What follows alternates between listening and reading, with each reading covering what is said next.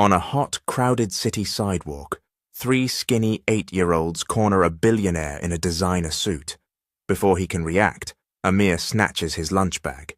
Ari shoves him just enough to throw him off balance, and Aliyah yells, "Run!" They sprint into an alley, rip open the bag, and start devouring the food like they haven't eaten in days, until a thick leather wallet falls out onto the dirty ground. Ari opens it, freezes. Inside, behind the cash and shiny cards, is a worn photo of their sick mom, Monique, smiling like she used to. A shadow falls over them. The billionaire stands at the mouth of the alley, eyes locked on the picture in Ari's hand. His voice cracks as he whispers, "Why do you have her photo? Where did you get this?" Weeks earlier, in the heart of a noisy American city, where buses hiss at every corner, where buildings tower like giants, and where life moves fast enough to leave people behind, lived a woman named Monique Carter. Monique wasn't rich. She didn't have a fancy car or a big house. She didn't have a partner to lean on or a bank account to fall back on. But what she did have was love. More love than she knew what to do with. Love for her 8-year-old triplets, Ari, Amir, and Aliyah. 3 bright-eyed, soft-spoken kids who were her entire world. Their little apartment was cramped, the wallpaper peeling in corners, and the stove only worked when it felt like it. But to the triplets, home was home, because Mama was there, and Mama always made it feel like sunshine, even when the world felt stormy. Monique worked 2 jobs, scrubbing office buildings at night and selling homemade lunches outside bus stations during the day. She moved like a woman determined to outrun her troubles, even though her body had been slowing down for months. Some mornings she woke up dizzy. Other mornings she couldn't stand without holding on to the wall, but she never said a word about it to the children. "Mama's fine," she would say with a tired smile. But the kids were smart. They saw everything.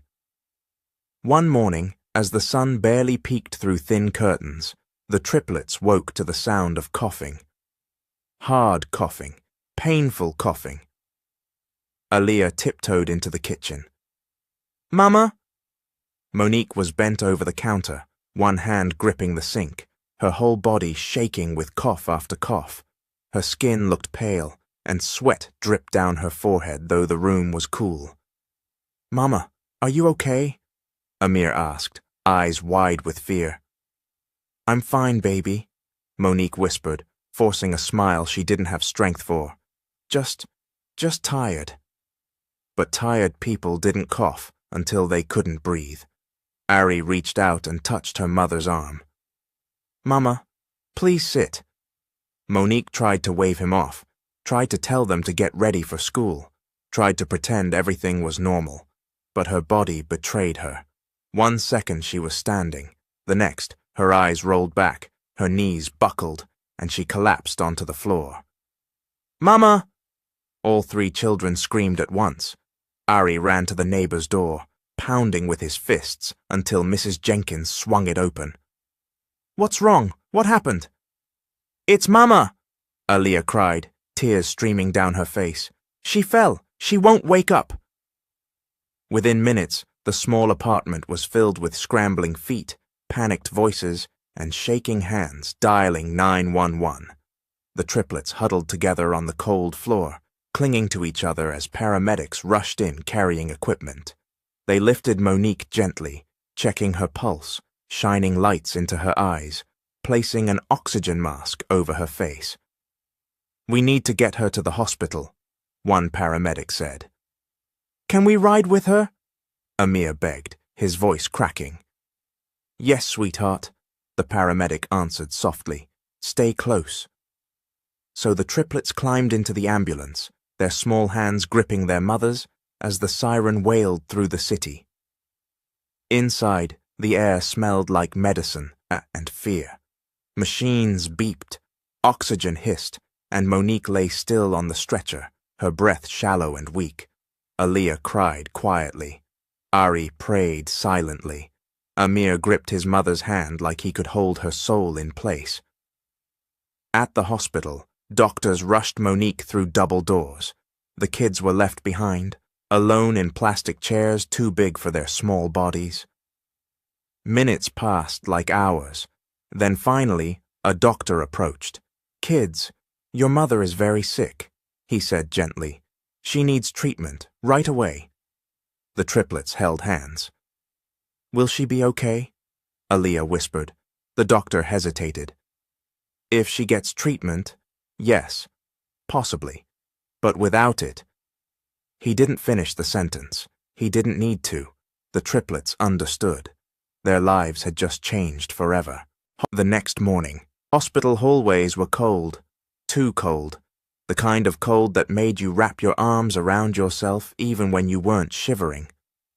Ari, Amir, and Aaliyah sat side by side on a bench outside their mother's room, each one of them staring at the floor like the answers might appear in the scratches and scuff marks.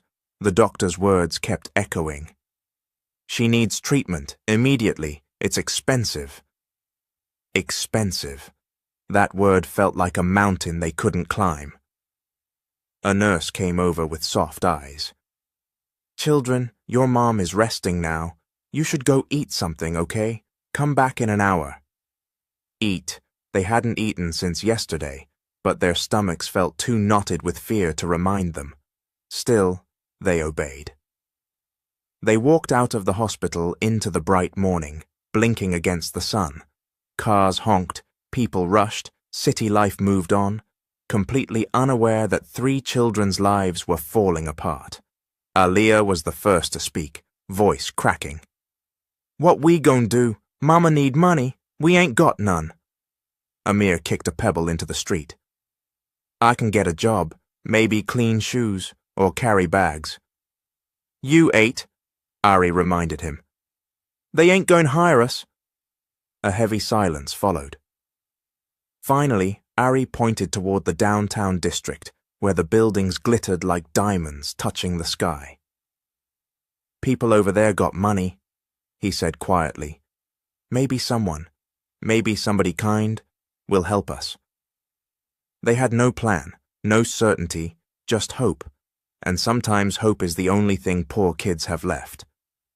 So they walked, across busy intersections, past tall office towers, past expensive cafes they'd never stepped inside, until they reached the part of town where even the sidewalks looked richer.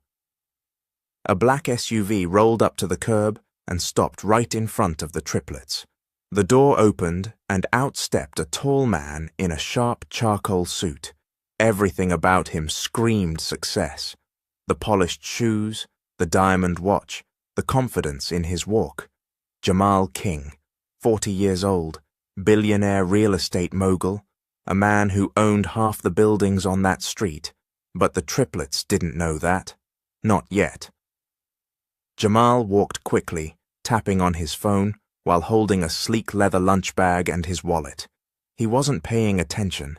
He rarely did, not to the world beneath him. Then it happened.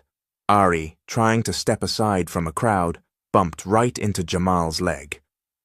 "Whoa, hey," Jamal said, catching his balance. The sudden collision made his lunch bag drop. His wallet slipped out and hit the ground with a soft thud. Aaliyah gasped.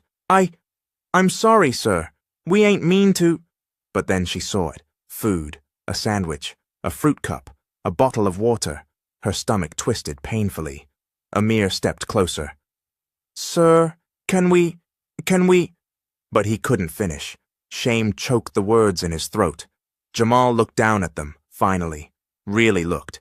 He saw the worn clothes, the tired eyes, the hunger written all over their faces. He frowned, softer than expected. "Y'all all right?" Before they could answer, a phone started ringing behind him. A woman's voice came through sharply. "Jamal, Mama say she need to see you today. Something about your past." Jamal sighed, distracted. "Kiara, not now." But that one sentence, "your past," made something flicker in his eyes. Meanwhile, Ari quickly gathered the scattered items. But the hunger was too strong, too loud. The triplets looked at each other. and they made a choice. They grabbed the lunch and ran. Not out of greed, out of pure, aching survival. Jamal blinked in surprise but did not chase them. Something inside him told him to let them go. Something deep and familiar. He didn't know why. Not yet. But fate had just brushed past him, and it was running away, clutching his wallet. Later that day, long after the triplets had vanished into the busy streets with Jamal's lunch bag, the city moved on like nothing unusual had happened. But for Ari, Amir, and Aliyah, that escape felt like the longest run of their lives. By the time they reached a quieter block, far away from the shiny buildings and polished sidewalks, their legs ached and their breaths came in sharp, painful bursts. Aliyah leaned against a faded brick wall and let out a shaky sigh. "I ain't never run like that before." Ari looked around to make sure no one had followed them. Cars passed by, strangers walked their dogs, life continued, and none of it cared about 3 scared 8-year-olds clutching a stranger's lunch. "We safe," he said finally. "Ain't nobody chasing us." Only then did Amir carefully set the crumpled lunch bag on the ground, like it was something precious. "We should eat now, before somebody take it." Their stomachs growled in agreement. Aliyah opened the bag, slowly, reverently. Inside was a sandwich, a water bottle as a fruit cup, and a granola bar, the kind of meal rich people take for granted, but poor kids dream about. "Oh my God," she whispered, eyes filling with tears she didn't want her brothers to see. "It's okay," Ari said softly, handing her the sandwich. "We sharing it, all of us." They split everything evenly, tiny pieces, careful bites, making the food stretch longer than it probably ever had for any child. The water bottle was passed between them like a sacred prize, and for the first time since their mother collapsed, they didn't feel pain in their stomachs. But when they reached the bottom of the bag, Amir frowned. "What's this?" Ari looked over. "What?" Amir pulled out something heavy and leather, Jamal's wallet. All 3 froze. Aliyah's eyes widened. "Oh no! Oh no! Oh no! We ain't mean to take that." "We didn't know it was in the bag," Amir protested. "I ain't no thief, just hungry." "But we got it now," Ari whispered, dread sinking into his chest.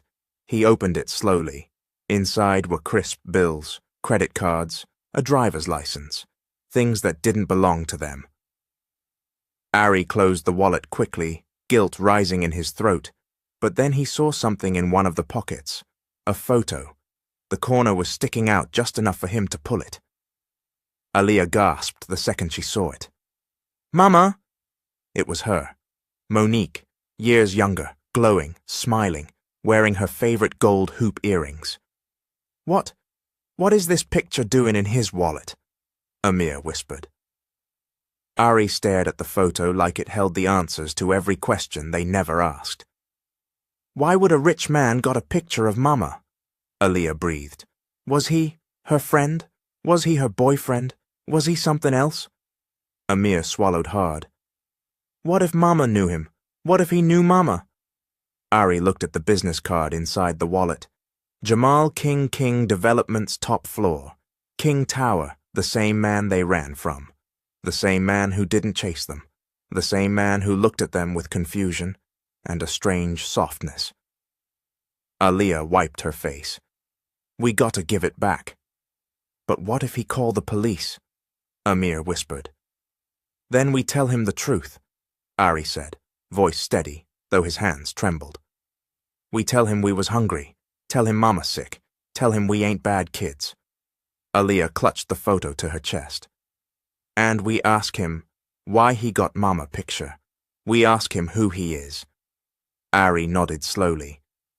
"And we ask him if he know her." As the sun began to set over the city, the triplets held the wallet like it held their future. And maybe it did. The triplets spent the rest of the evening staring at the photo of their mother. their questions growing heavier with every minute. The streetlights flickered on, and the wind grew colder, pushing them toward one unspoken decision. "We gotta go back to the hospital," Ari said at last. "Mama need us, and we gotta figure out why this man got her picture." Aaliyah wrapped her arms around herself. "What if she get worse while we out here?" Amir nodded quickly. "Yeah, we shoulda never left so long."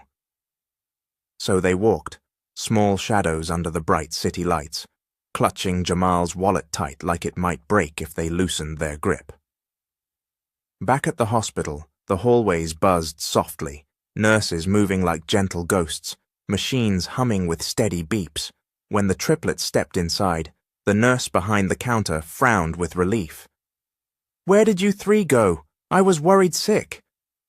"Sorry, Mom," Ari murmured. We had to get something to eat." The nurse sighed, softened, and waved them toward their mother's room. "She's awake now, still weak, but she asked for y'all." Their hearts lifted, but something else was happening in the same building, something none of the triplets knew. Across town, Jamal King sat in his mother's living room, his hands pressed together, his mind racing. His mother, Evelyn King, stood in front of him, arms crossed like she'd been waiting for the perfect moment to drop a truth bomb. "You look troubled," she said. "What happened today, Jamal?" He hesitated. Images of the children flashed through his mind. Those familiar eyes, those little faces, that strange tug in his chest. "I ran into some kids today," he finally said. "3 of them, triplets, and there was something about them." Evelyn's eyebrows lifted knowingly. "Monique had triplets, remember?" The room fell silent, a silence so heavy Jamal forgot how to breathe. "I never knew if they were mine," he whispered. "She left before I ever got answers." Evelyn placed a hand on his shoulder. "Then go find her. Go see where she is. Go see if you walked away from something God tried to give you." Jamal swallowed hard. "Where is she now?" he asked. Kiara, who had been quietly listening from the hallway, stepped forward with her hospital badge still clipped on. "I looked her up," she said softly. "Monique Carter. She's at City General Hospital." Jamal didn't grab his coat. He snatched it. He didn't say goodbye. He ran. Meanwhile, the triplets reached their mother's room.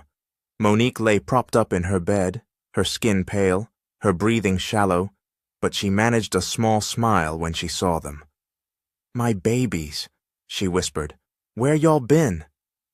"We ate, Mama," Aaliyah said quickly. "We okay." Monique nodded, relieved, but as she was about to speak again, the door swung open and everything froze. A tall figure stood in the doorway, breathing hard from running. Monique's eyes widened, her body went stiff, her breath caught in her throat. Jamal. He looked at her like a man seeing someone he thought was long dead. His face softened, then tightened, then broke all in one breath. "Monique," he whispered. Monique's hand trembled violently. "No," she choked out. No, you did not just walk into my room." The triplets exchanged confused glances. "Mama, you know him?" Ari asked quietly. But Monique didn't answer. She was staring at Jamal like he was a ghost. "You left me," she whispered. "You left me when I needed you most." Jamal stepped forward slowly. "Monique, I didn't know where you went. I never knew." "Stop!" she screamed, her voice cracking. "Don't you dare lie in front of my children!" The kids flinched. Nurses peeked in. Jamal's eyes glistened. His voice dropped to a painful whisper. "Monique, are they mine?" Her breath hitched. Her tears fell. "Get out!" But the triplets weren't looking at Monique. They were staring at Jamal. And for the first time, they saw the truth in his eyes. He knew something. He felt something. He feared something. And everything was about to change. The room buzzed with a tension so thick it felt like the walls were holding their breath. Monique's chest rose and fell too fast, too unevenly, her eyes locked on the man she'd prayed to forget.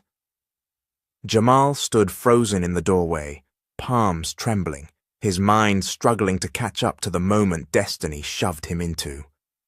Ari, Amir, and Aliyah didn't know what to do, where to look, or how to breathe. They huddled closer to each other, watching their mother's heart break all over again. A nurse rushed in, sensing the distress. "Sir, I need you to step out. She needs calm." But Monique lifted a shaking hand. "No, let him hear this. Let him hear every word." Jamal swallowed hard. His voice felt trapped in his throat.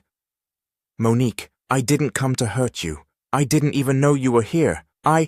Don't you dare start with that," she snapped, eyes blazing through tears. "You always didn't know. You always had excuses." Aliyah tugged on her mother's blanket gently. "Mama, don't cry." Monique cupped her daughter's cheek, trying to steady her voice. "It's okay, baby. Mama's okay." But her hands shook too much to hide the truth. Jamal stepped forward, guilt pressing on him like a weight. "I swear to you, Monique, I didn't know you were pregnant. You left. You disappeared." Monique let out a bitter laugh, weak, sad, and exhausted. "You want to know why I disappeared? Because I saw you, Jamal. I saw you with someone else, a woman, holding her hand, kissing her forehead like she was your whole world." Jamal froze. His breath left him in one shaky exhale. "My wife," he whispered. "She had cancer. She was dying." The room fell silent. Monique's face twisted. Pain, surprise, betrayal, all blending into something sharp and cutting. "You told me you were single. You told me you were free. You told me—" "I lied," he whispered, shame flooding his eyes. "I was a coward back then. I didn't know how to handle the pain at home, so I ran. I ran to you. You made me feel alive when everything around me felt like death." Monique wiped her tears angrily. "And when your truth came out, you just disappeared, like I was nothing." The triplets looked between them, their small hearts cracking at every word. "When I found out I was pregnant," Monique continued, voice trembling, "I came to tell you. I had hope, Jamal. I had hope you'd be a good man, that you'd care. But the day I came to your office, I saw you with her, your wife, sick, frail, and you, whispering to her like she was your whole life." Jamal closed his eyes, shame swallowing him whole. "I couldn't destroy a dying woman's last piece," Monique whispered, "so I walked away. I hid. I changed my number. I moved out that neighborhood." "Monique," Jamal whispered, tears forming. "I looked for you. I swear I did. But you were gone." Monique's voice broke. "I had to raise 3 babies by myself. Alone, sick, struggling, and you weren't there." Ari sniffed. Amir wiped his face. Aliyah clutched her mother tight. Jamal stepped forward, slowly, like approaching a wounded animal. "Are they mine?" Monique hesitated. Her chest rose, fell, rose again. Then she whispered the truth she'd been running from for 9 years. "Yes, they're yours." Aliyah gasped softly. Amir's mouth fell open. Ari squeezed his sibling's hands. Jamal's knees buckled. He gripped the side of the bed for strength. "God, I got kids. I got 3 kids." The nurse stepped in again, firmer this time. "Sir, she needs rest. You must leave now." Monique turned away. "I don't want him here." The words hit Jamal like a slap. He backed up, nodding slowly. "Okay, I'll go, but I'm not leaving y'all again. Not this time. Not ever." He walked out the door with his heart shattered, his guilt exposed, and his world flipped upside down. The next morning, sunlight poured into the hospital room, soft and warm, making Monique look more peaceful than she felt. A nurse entered with a clipboard. "Good news, Miss Carter," she said gently. Your vitals are stable. The doctor says you can be discharged today. You'll need weekly treatments, but you're strong enough to go home. Monique nodded weakly. She was grateful, but terrified. Home meant responsibilities she wasn't strong enough for. Home meant bills she couldn't pay. Home meant facing her children's questions. And they had many. The triplets helped pack her few belongings. A sweater, a notebook, a small photo of them together. Ari held her purse. Amir carried her shoes. Aliyah held her hand carefully, as if afraid she might break again. As they moved down the hallway, Monique's legs wobbled. A nurse steadied her. "Hold on, someone already took care of your hospital bill." Monique froze. "What?" Her voice cracked. "Who?" The nurse smiled softly. "A Mr. Jamal King." Monique closed her eyes. Anger, relief, shame, gratitude, all collided inside her. The triplets exchanged glances. Aliyah whispered, "Mama, he helped you." Monique opened her eyes. "Yes," she whispered, "but that don't erase the past." They stepped outside into the sunlight, Monique leaning on her children for strength. It wasn't the end of their pain. It wasn't the end of their questions. But it was the beginning of something new, something none of them were ready for. Yet destiny never waits for readiness. The trip back home felt longer than ever, even though the hospital was only a few bus stops away. Monique leaned against the window, her eyes half closed, her body weak, her soul even weaker. The triplets sat close, keeping watch over her like tiny guardians. When they finally reached their neighborhood, cracked sidewalks, flickering streetlights, loud neighbors, it felt both familiar and heavy. Monique's steps were slow and shaky as they helped her climb the stairs to their second-floor apartment. Ari opened the door gently. "Welcome home, Mama." But Monique didn't smile. She looked around the small apartment, the peeling paint, the old furniture, the tiny kitchen, and her shoulders sagged. This place had always been their refuge, but today it felt like a reminder of every struggle she couldn't protect her children from. Aliyah helped her mother onto the worn-out sofa. "You okay, Mama? Need water?" Monique nodded weakly. Amir rushed to the sink, filling a cup and bringing it carefully. She sipped slowly, her hands trembling.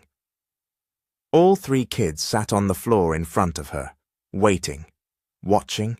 They didn't want to ask questions, but the questions were too loud to ignore.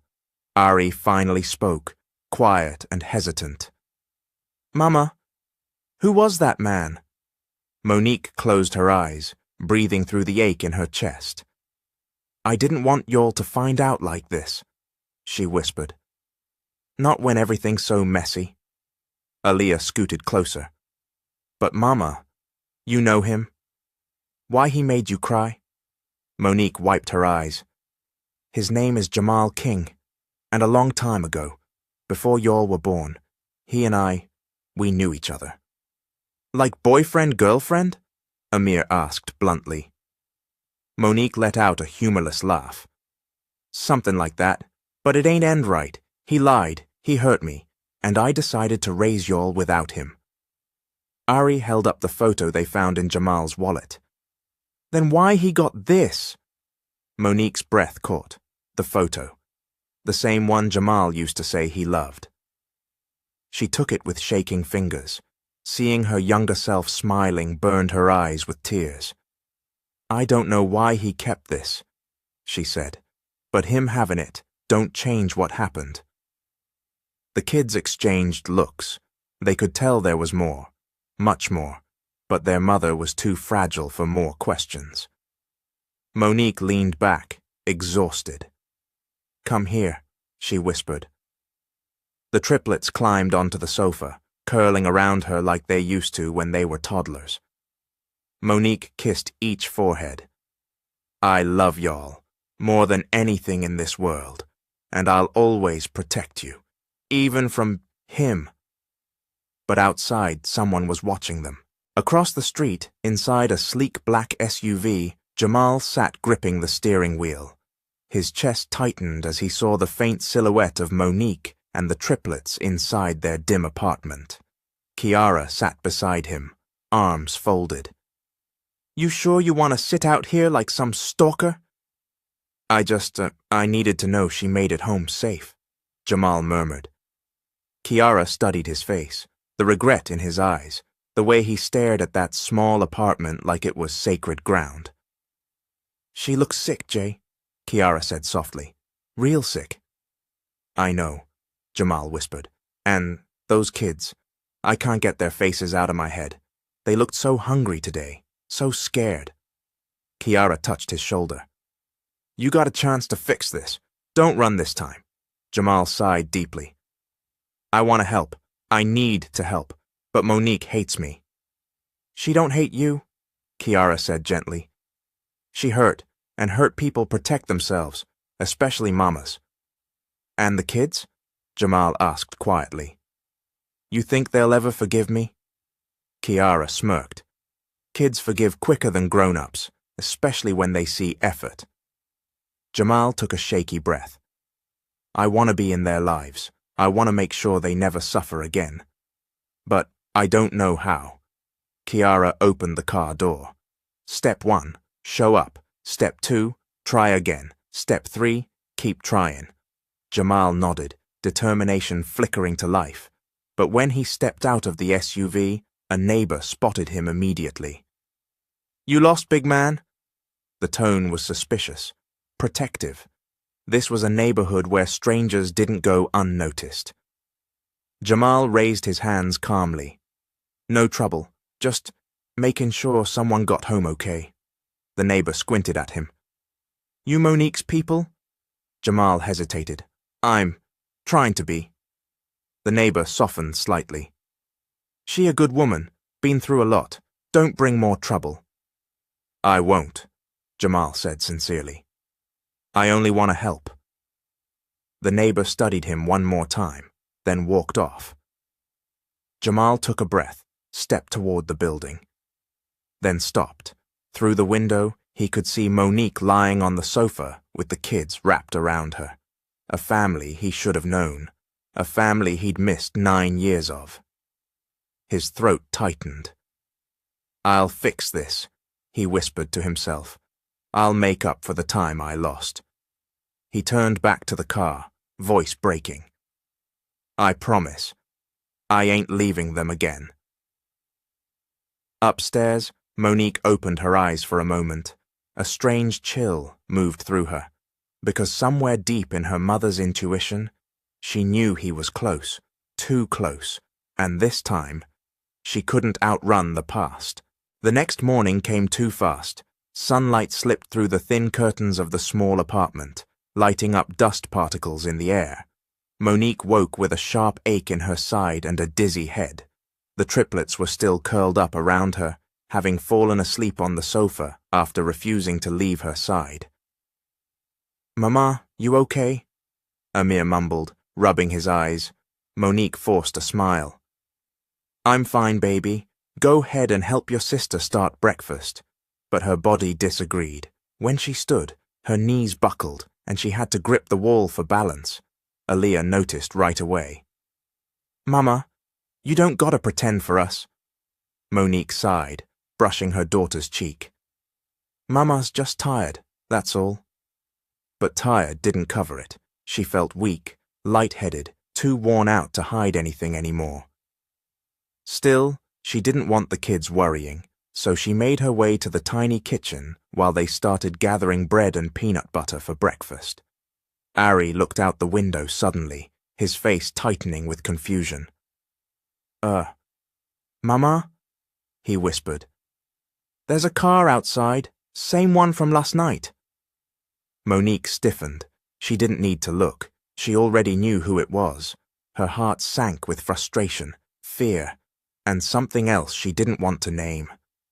Amir marched to the window beside his brother and peeked out. "It's that fancy black car, the one with shiny rims." Aaliyah joined them. "Do you think he here for us?" Monique closed her eyes. "Don't worry about it," she said tightly. "Eat your breakfast. Mama gon' handle it. But before she could even take a step toward the door, a knock sounded, firm, steady, not leaving. A second knock followed, gentler this time. Mama, Aaliyah whispered, slipping her small hand into Monique's. It's him, ain't it? Monique swallowed. Yes, baby, you'll stay back. She walked to the door, every step heavy with history and anger and unanswered questions. She opened it only halfway, and there he stood, Jamal, looking nothing like the smooth billionaire from yesterday. He wasn't wearing a suit, just jeans and a plain black hoodie. His eyes were softer, his posture unsure. He was trying, and Monique hated that her heart noticed. Morning, Jamal said quietly. Can I talk to you? No, Monique said instantly. Whatever you gotta say, keep it short. His jaw tightened, but he nodded.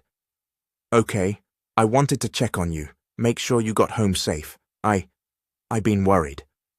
Monique's glare turned sharp. You don't get to worry about me, not after 9 years. Behind her, Amir whispered loudly, He really our daddy? Monique froze. Jamal's eyes flickered toward the kids. Pain washed over his face, but he didn't step inside. That's what I'm trying to figure out, he said gently. If I'm allowed to be. Monique's grip on the door tightened. You don't get permission yet. He nodded again, accepting it. Can I just say something? Then I'll go. She hesitated, only for a second, then stepped outside and closed the door behind her. Talk, she said. Jamal took a breath. He wasn't playing smooth. He wasn't rehearsed. He looked like a man standing in front of his consequences. I know you don't want to hear anything from me, he began, but I'm not leaving again. I want to help. I want to be there. For them. For you, if you'll let me. Monique crossed her arms tightly. Why now? Why you decide now is the time to care? Because yesterday I found out I had 3 kids, Jamal said simply. And that changed everything. Monique looked away, blinking fast. She hated that tears tried to rise. She hated that truth could still touch her. Before she could answer, footsteps echoed on the stairs. A young woman with box braids and a warm smile stepped up, holding 2 grocery bags. There you go, Jamal, she said breathlessly. Took forever to find the right cereal you said kids like. She stopped when she saw Monique. Monique's eyebrows shot up. And you are? The woman straightened. My name's Kiara. I'm his cousin. And, I brought groceries. For y'all. Monique blinked, confused. Why? Kiara shifted from foot to foot. Because babies need food, and you don't look like you should be up cooking, and, well, we family now, if you'll let us be. Monique stared at the overflowing grocery bags. Fruit, cereal, rice, milk, even snacks the kids rarely got. Her lips tightened. I don't need charity. It ain't charity, Kiara said gently. It's love. Those words hit Monique hard. Jamal stepped in, voice low. We're not trying to replace anything you built. You raised them strong. You did all the work. I'm just trying to finally stand in the place I should have been. Monique felt her chest squeeze. I don't know if I can trust you, she whispered. You don't have to yet, Jamal said. Just let me try. Kiara stepped forward. Let us carry the bags inside, Miss Monique. Let us help. Monique looked between the bags. Jamal, Kiara, and finally, the closed apartment door where her babies waited. Her voice was barely a whisper. Okay, just this once. Jamal exhaled shakily, relief flooding through him. Kiara smiled wide. Thank you, truly. As they stepped inside with the groceries, the triplets' eyes widened in shock. Mama, who are they? Aaliyah asked. Monique took a breath. This, she said slowly, is your father and your cousin. The triplets stared. Jamal stared back. History shifted again. and nothing would be the same. The apartment felt strangely fuller as Jamal and Kiara stepped inside carrying grocery bags. The triplets watched from the living room, wide-eyed and silent, unsure whether to run toward him or hide behind their mother. Kiara placed a bag on the table and flashed the kids a warm, friendly smile. "Hey y'all, I'm Kiara, and I brought snacks." Aaliyah's head tilted. "Snacks?" Kiara pulled out a box of honey buns and 3 colorful bags of chips. "Yep, and not the off-brand ones neither." The kids looked at each other, shocked. They hadn't had name-brand snacks in a long time. But while Kiara was making herself approachable, Jamal stood a bit straighter, nervous, unsure where to start. When Monique finally sat down on the edge of the sofa, exhausted, shaky, the triplets seemed to gain courage. Ari stepped forward first, chin lifted. "So you really are Daddy?" The question hit the room like a drumbeat. Jamal swallowed. "Yes, best I can tell. Yes, I am." Amir crossed his arms like a tiny man. "Where you been at then? We been here the whole time." Jamal's throat tightened. "I didn't know about you. Not until yesterday." Aaliyah, sweet and soft, looked at him with those huge, round eyes. "But why didn't Mama tell you?" Monique closed her eyes. Jamal knelt down so he could look the kids in the eyes. "Sometimes grown-ups make mistakes," he said gently. "Big ones. I made a mistake by not being truthful in the beginning, and your mama made a choice she thought would protect you." Ari frowned. "Protect us from what?" Jamal glanced at Monique, asking silently for permission to continue. She gave a small, reluctant nod. "From pain," Jamal said. "From confusion. From a situation that wasn't fair to her." Amir's lips twitched. He had his mother's uncertainty all over his face. "So, you wasn't good to Mama?" Jamal didn't flinch. He didn't hide. "No, son, I wasn't." Silence. Then Ari asked the question none of them had spoken out loud yet. "Are you going to leave again?" Jamal's answer came without hesitation. "No, I will never leave y'all again." The kids stared, studying him like detectives searching for lies. But Jamal's eyes stayed firm, steady, full of regret and something new, something like determination. Kiara cleared her throat, picking up a bag of apples. "Why don't y'all help me put these groceries away? Let your mama rest a little." Aaliyah lit up. "I can help." She took the apples gently and followed Kiara. Ari and Amir stayed rooted, still watching Jamal. Monique started to stand. "Kids!" But her knees wobbled. Jamal stepped forward fast. Hey, Monique, sit down. You don't look good." She jerked away from his hand. "I'm fine." But she wasn't. She sank back onto the sofa, gripping her chest. Ari panicked. "Mama, you okay?" The color drained from Monique's face. Kiara quickly placed the groceries down and rushed over. Sis, you pale. You need rest." Monique tried to wave them off. "You think rest gon' fix liver disease? I'm fine." Jamal crouched beside her. "Monique, stop. Let us help." She shot him a weary glare, but didn't argue this time. Aaliyah hurried over with a cup of water. "Drink, Mama." Monique took small sips. Slowly, her breathing steadied. Kiara exhaled with relief. "You scared the life out of us." Jamal looked up at the kids. "Y'all see this?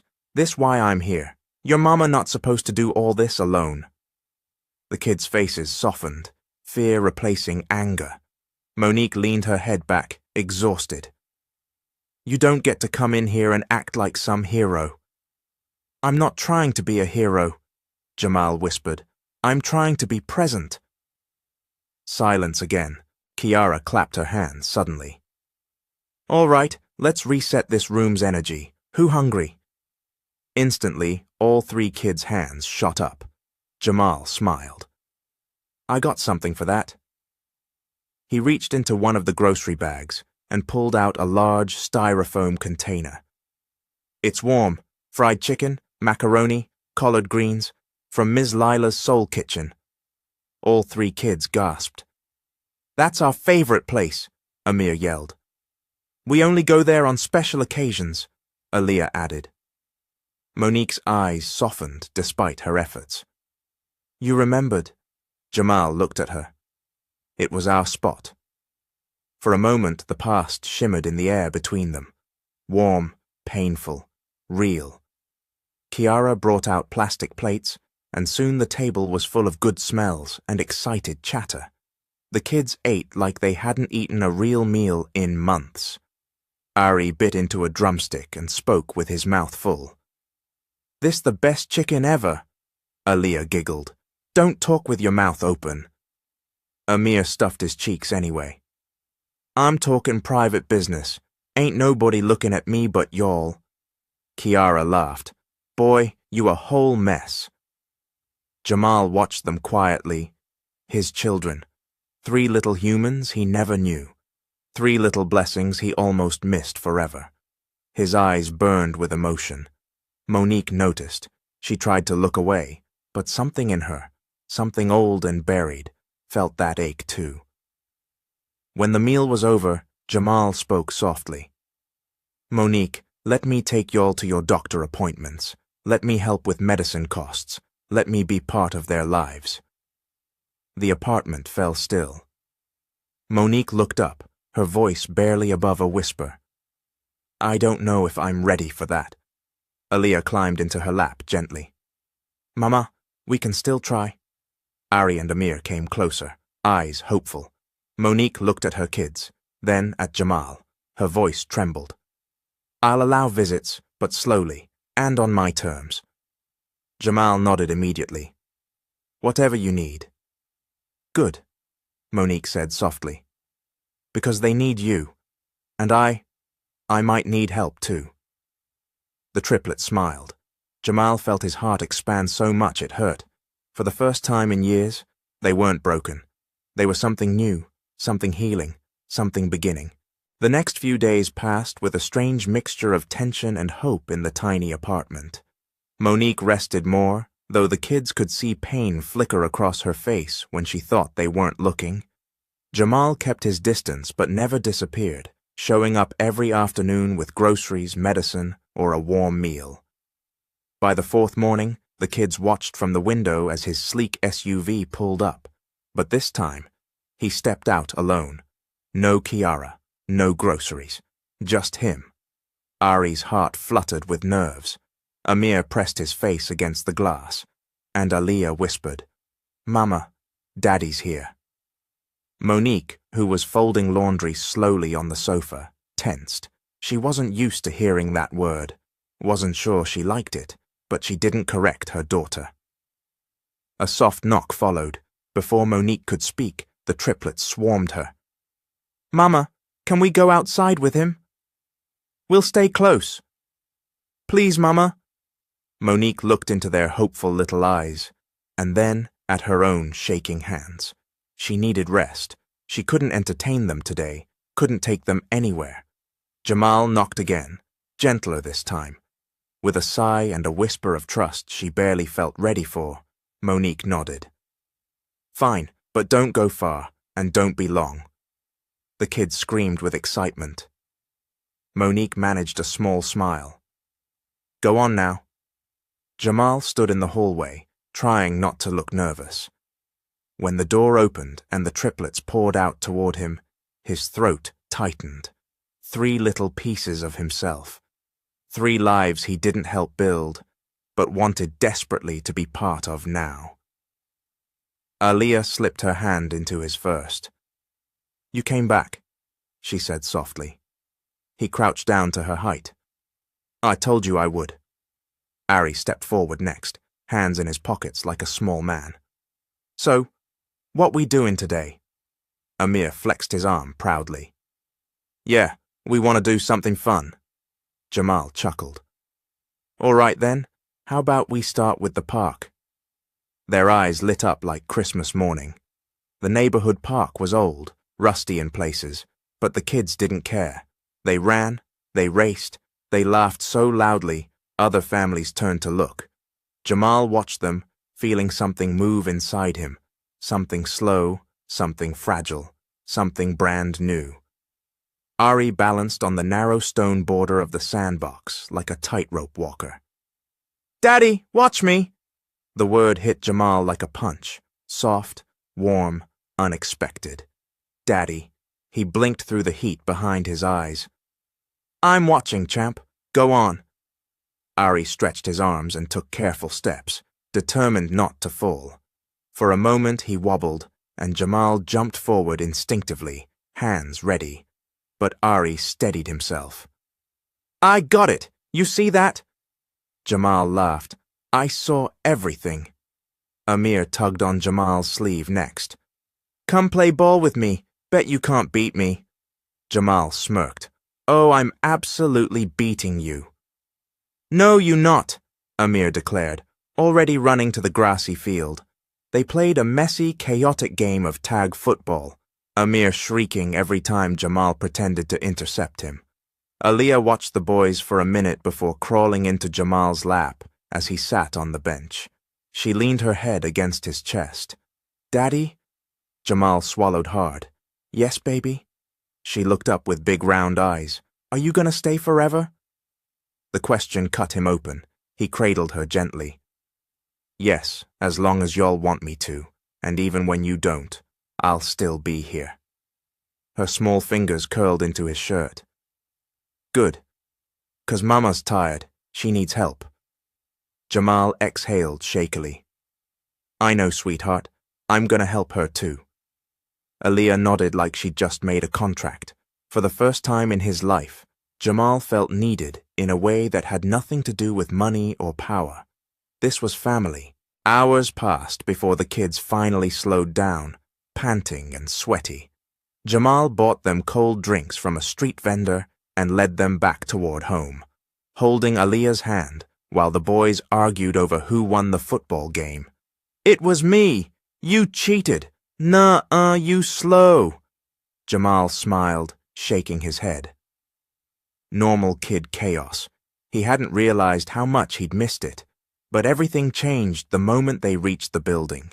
A neighbor, a heavy-set woman named Ms. Denise, stormed down the stairs with fear on her face. "Jamal, thank God you back. Your kid's mama. She collapsed." The world around him fell silent. Ari froze mid-step. Amir dropped his drink. Aliyah's hand went limp in his. Jamal's heart slammed into his ribs. "What happened? Where is she?" "She was taking laundry down the stairs," Ms. Denise said breathlessly. "Her legs gave out. She fainted on the second-floor landing. They took her inside. Your cousin's with her." Jamal didn't waste a second. He scooped up Aliyah and bolted up the stairs with the boys racing behind him. His chest tightened with every step. "Please, God! Not today. Not now. Not like this." He burst through the apartment door. And there she was. Monique lay on the sofa, pale, sweating, breathing shallow. Kiara hovered with a cool towel pressed to her forehead. "Thank God," Kiara exhaled. "She's awake now, but she ain't steady." Jamal fell to his knees beside the sofa. "Monique, baby, what happened?" Monique's eyelids fluttered open. Her voice was barely audible. I just got dizzy. Thought I could finish the laundry." "You shouldn't be lifting anything," Jamal choked out. "You're too weak." Her eyes filled with tears. "And who gon' do it, Jamal? The laundry fairy? I'm trying the best I can." "You got me," he said fiercely. "You got help now. Stop trying to do everything alone." The kids stood near the door, trembling. Ari whispered, "Mama, please don't scare us like that." Aliyah wiped her eyes with her sleeve. "Mama, you promised you rest." Amir stepped forward, fists clenched. "I don't like this. I don't like when she fall." Monique looked at her children, her brave, hurting children, and broke into soft, painful sobs. "I'm sorry, babies. Mama's trying." Jamal touched her cheek gently. "You don't gotta try alone anymore." but Monique shook her head weakly. I don't want to depend on you. Not after everything. Jamal leaned closer, voice breaking. This ain't about me, Monique. It's about them. They need you alive, and they need me too. Her breath quivered. She didn't speak right away. Finally, she whispered, Okay, Jamal, help me. The kids rushed forward, hugging her carefully, all four wrapping together on the sofa. Jamal exhaled deeply, relief and fear mixing in his chest. This wasn't the end of the struggle, not even close, but Monique had finally let him in, and he wasn't going anywhere. That night, after Kiara washed the dishes and the kids fell asleep on the living room floor, Monique opened her eyes slowly. Jamal sat in the dark across from her, watching, guarding. You still here? She whispered. Yeah, he said softly. I ain't leaving. She nodded weakly. I'm scared, Jamal. He leaned forward, eyes gentle. We'll be scared together, but we'll get through this. For the first time since the hospital, she believed him, and outside, life kept moving. But inside that little apartment, a family was stitching itself back together, thread by fragile thread. The apartment was quiet the next morning. Too quiet. A thick, heavy silence hung in the air, broken only by the soft breathing of the triplets sleeping on the living room floor. Jamal had stayed all night, sitting in the small wooden chair across from the sofa where Monique rested. His back ached, his eyes burned, but he hadn't closed them once. He couldn't. Every few minutes he'd check her breathing just to make sure it was steady, make sure she was still here. Monique stirred around 6 a.m., her eyelids fluttering open slowly. Jamal leaned forward immediately. Morning, he whispered. She blinked up at him, confused, then embarrassed. You stayed? I told you I wasn't leaving. Monique let out a shaky breath. Jamal, you got a company to run, a whole life to maintain. You don't gotta be sitting in this old apartment babysitting me. Jamal shook his head. You're not a burden. You're the mother of my kids. Her eyes softened, but only for a second. She tried to sit up and was hit instantly with a wave of dizziness so strong she groaned aloud. Jamal reached out. Careful. Don't, she whispered, pushing his hand away weakly. I can do it. Just give me a minute. But the truth was, she couldn't. Not anymore. Her illness was progressing. Her body was failing her. Her strength was slipping through her fingers no matter how tightly she tried to hold on to it. And Jamal saw all of it. He sat back, guilt twisting inside him. If he had known sooner, if he had been in her life, if he hadn't lied all those years ago, maybe she wouldn't be struggling like this. He leaned forward again, quieter this time. Monique, you need a full-time caregiver. You can't keep doing this alone. I got my babies, she said softly. They help me. Jamal's voice sharpened. They're children. They should be playing, learning, living, not worrying if their mama gonna collapse again. Her jaw tightened. Don't tell me how to raise my kids. I've been doing just fine without you. No, you've been surviving. Barely. That's not the same. Monique looked down at her shaking hands. She didn't argue, because she couldn't. For the first time, she whispered the truth out loud. I'm tired, Jamal. So tired. And I'm scared. Jamal reached out again, slowly this time, giving her space to pull away if she wanted. She didn't. He gently held her hand. Let me help, please. Her eyes filled with tears. But what if I depend on you, and you leave again? Jamal's chest tightened. I won't. You have my word. She looked at him for a long moment, searching his face, searching for lies, but she didn't find any. She nodded softly. Okay. By mid-morning, the triplets were awake, hungry, and louder than a pack of baby lions. Amir yawned dramatically. I smelled food. Who cookin'? Kiara poked her head out of the kitchen with a spatula in hand. I am. Y'all want pancakes or French toast? All three kids screamed, Pancakes! Jamal chuckled, grateful his cousin had shown up early. Kiara, you didn't have to. Yes, I did, she said firmly. Monique need rest, kids need food, you need support. I'm here. Monique lay back on the sofa, relieved she didn't have to cook. She watched the room with a faint smile. Ari was helping Kiara stir batter. Aaliyah was setting the table carefully. Amir kept sneaking chocolate chips when he thought nobody was looking. It was chaotic, messy, and beautiful. And for a brief moment, Monique felt normal. Jamal stepped into the kitchen doorway, watching them all from a distance. Kiara noticed him first. You okay? He nodded, though he didn't feel okay at all. I'm thinking. About what? About what happens next. What if she gets worse? What if the kids... He couldn't finish. Kiara lowered the spatula.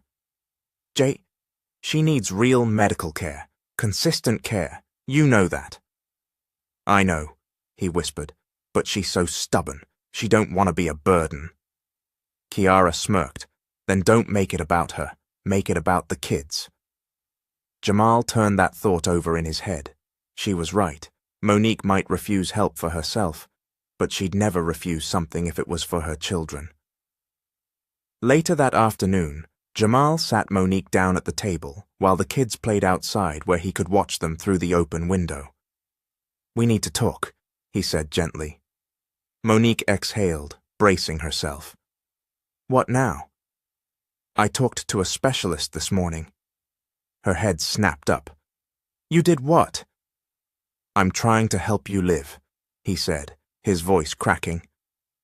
I don't want to watch you fade away, and the kids don't deserve to watch their mama get weaker every day.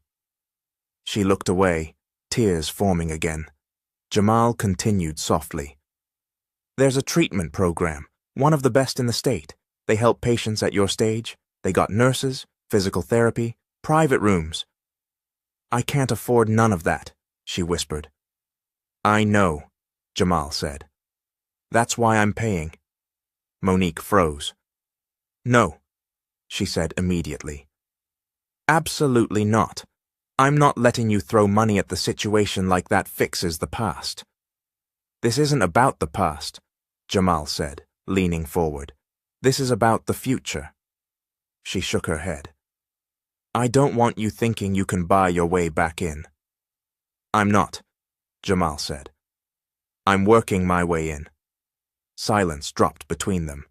He reached for her hand again, hesitated, then took it gently. Monique, if something happens to you, those kids will be broken. They will lose the only stable thing they got. Please, let me help you. For them. Her chin trembled.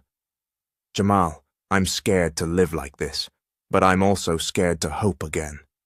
He squeezed her hand. Hope anyway. A tear slipped down her cheek. She didn't say yes, but she didn't say no, which for Monique was the closest thing to surrender. That evening, Jamal walked the kids home from the park. They held on to him like he'd always been there, like he'd never been gone. Mama better now? Aaliyah asked. She's resting, Jamal said gently, and we're going to make sure she gets everything she needs. Ari nodded seriously. We gon' help too. Amir puffed his chest. Yeah, we her team. Jamal smiled. Yes, you are. When they reached the apartment, Monique was still awake, still weak, still unsure. The triplets piled onto the sofa beside her. Jamal stood in the doorway, watching the little family he'd nearly lost forever. He made a decision right then, one that settled deep into his bones. He would never let them struggle again. Not with money, not with health, not with fear, but fate had its own timing. At 1:13 a.m., Jamal jolted awake on the living room floor to the sound of coughing. Not small coughing, not dry coughing. Chest-deep, painful coughing. He jumped up and rushed to the sofa where Monique sat hunched over, clutching her chest, gasping for air. Mama! Aaliyah cried, waking instantly. The boys scrambled up in a panic. Jamal grabbed Monique's shoulders. Monique, talk to me. What's wrong? She tried to speak, but couldn't. Her breaths were shallow and rapid. Her face was pale as a sheet. Kiara! Jamal shouted toward the other room. Call 911. Kiara ran out immediately, already dialing. Monique's eyes widened in terror. I can't breathe.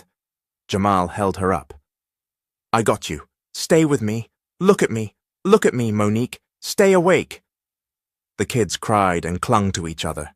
The siren wailed in the distance. Jamal held her trembling body against his chest and whispered over and over, Don't leave me. Don't leave them. Stay with us, Monique. Please. And as the paramedics rushed through the door, Jamal realized this wasn't just an emergency. This was a turning point, a moment that would change everything for Monique, for the kids, and for him. Forever.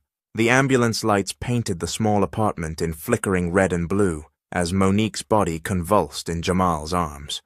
The triplets stood huddled in the corner of the living room, crying uncontrollably as paramedics rushed inside.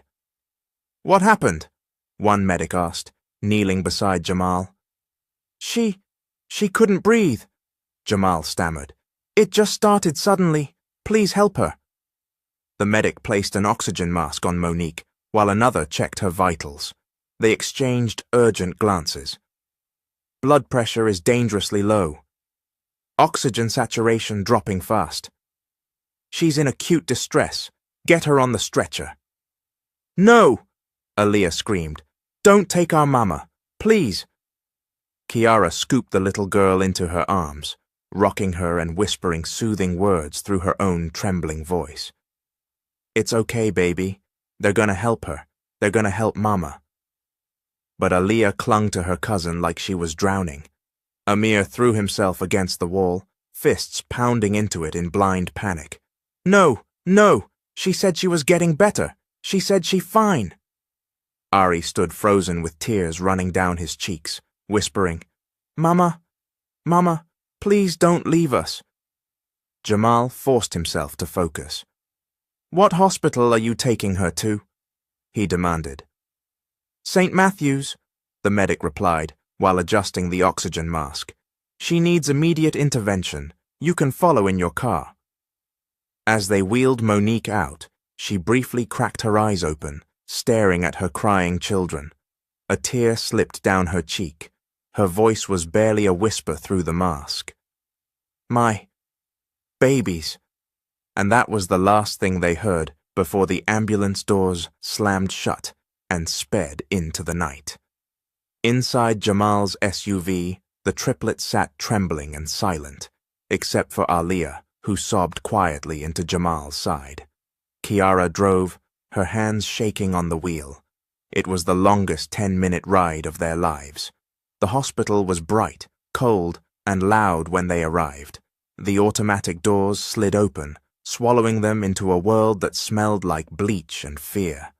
A nurse rushed them to the waiting room. Please sit. The doctor will update you shortly. Ari sat stiffly beside Amir, who kept bouncing his leg in panic. Aaliyah stayed in Jamal's lap, clinging to his shirt with trembling fingers. Daddy, is Mama dying? She asked, voice tiny and broken. Jamal's throat tightened, but he forced strength into his voice. No, baby. She's fighting. Your mama is strong. Ari looked up sharply. But what if she lose this fight? Jamal cupped the boy's chin gently. Then we fight for her. We don't give up. Kiara put an arm around Amir, who was staring at the floor like he expected it to swallow him whole. I want Mama, Amir whispered. I want her now. Kiara hugged him tightly. Minutes crawled into an hour, into an yagi. Every second stretched out like an eternity. Then finally, a doctor stepped through the sliding doors with a grim expression. Family of Monique Carter? Jamal shot to his feet. Yes, we're here. The triplets crowded close. The doctor took a breath. She's stable, for now. The kids exhaled a collective sigh. But the doctor wasn't finished. "She's stable," he repeated, "but she's not improving. Her liver is failing faster than anticipated." Monique's health had taken a sharp turn, and the doctor's eyes showed it was worse than they expected. Aaliyah squeezed Jamal's hand. "What does that mean?" The doctor knelt down to the triplets' height, his voice gentle but heavy. "It means your mommy is very sick, and she needs more help than this hospital can give." Amir wiped his face angrily. "You said she was stable. You said she okay." "She's stable because of the machines," the doctor explained. "Not because she's getting better." Ari swallowed hard. What happens now?" The doctor stood and looked at Jamal. "Her only real chance is a specialized liver treatment center, intensive care, around-the-clock monitoring, high-level medication, possibly even a transplant." Jamal nodded, jaw clenched. "Okay, transfer her, now." The doctor hesitated. "Mr. King, the program I have in mind is extremely expensive." Jamal didn't blink. "I don't care about the cost. It's not covered by insurance." "I said I don't care." The doctor folded his arms. "Mr. King, are you prepared to spend over $200,000 on her care?" Jamal froze, not because he couldn't afford it, but because the number made this situation painfully real. Before he could respond, Aaliyah tugged his sleeve. "Daddy, do it." He turned to her. Her eyes were wide, pleading, terrified. "You said you wouldn't leave us, so don't leave Mama either." Jamal looked at all three kids, their tear-streaked faces, their trembling hands, their desperation. He knelt in front of them. "I'm not leaving any of you," he said softly, fiercely. "Your mama is going to get the best care possible, I promise." The kids threw their arms around him, clinging to him like he was the last piece of solid ground. The doctor watched quietly before nodding. "We'll begin the transfer paperwork." Hours later, after signing what felt like a mountain of documents, Jamal was finally allowed to see Monique. The triplets walked beside him, holding his hands tightly as they entered the dim ICU room. Monique lay hooked to wires and machines, her skin pale, her breathing shallow. It broke them all over again. Aaliyah rushed forward first, her small voice shaking. "Mama, you gotta wake up. Please wake up." Ari gently touched Monique's hand, tears sliding silently down his cheeks. "We hear, Mama. We all hear." Amir sniffled loudly. "You promised you get better. You promised—" Monique stirred faintly, her eyelids fluttering half open. Babies," she whispered weakly. The kids burst into relieved tears, clinging to her. Jamal stepped closer, voice soft. "Monique, we're transferring you to a treatment center, the best one. They'll help you." Her weak eyes opened a little wider. "No, it's too much, too expensive." "Don't worry about that," Jamal said firmly. "Just focus on getting better." She shook her head slightly, wincing in pain. "I can't let you do this, after everything." "You don't have a choice," Jamal said gently. "Because the kids need their mother, and I need to make things right." Her lips trembled. "Jamal, I'm scared." He touched her hand carefully. "I know, but I'm right here, and I'm staying." She looked at the triplets, their faces, their tears, their fear.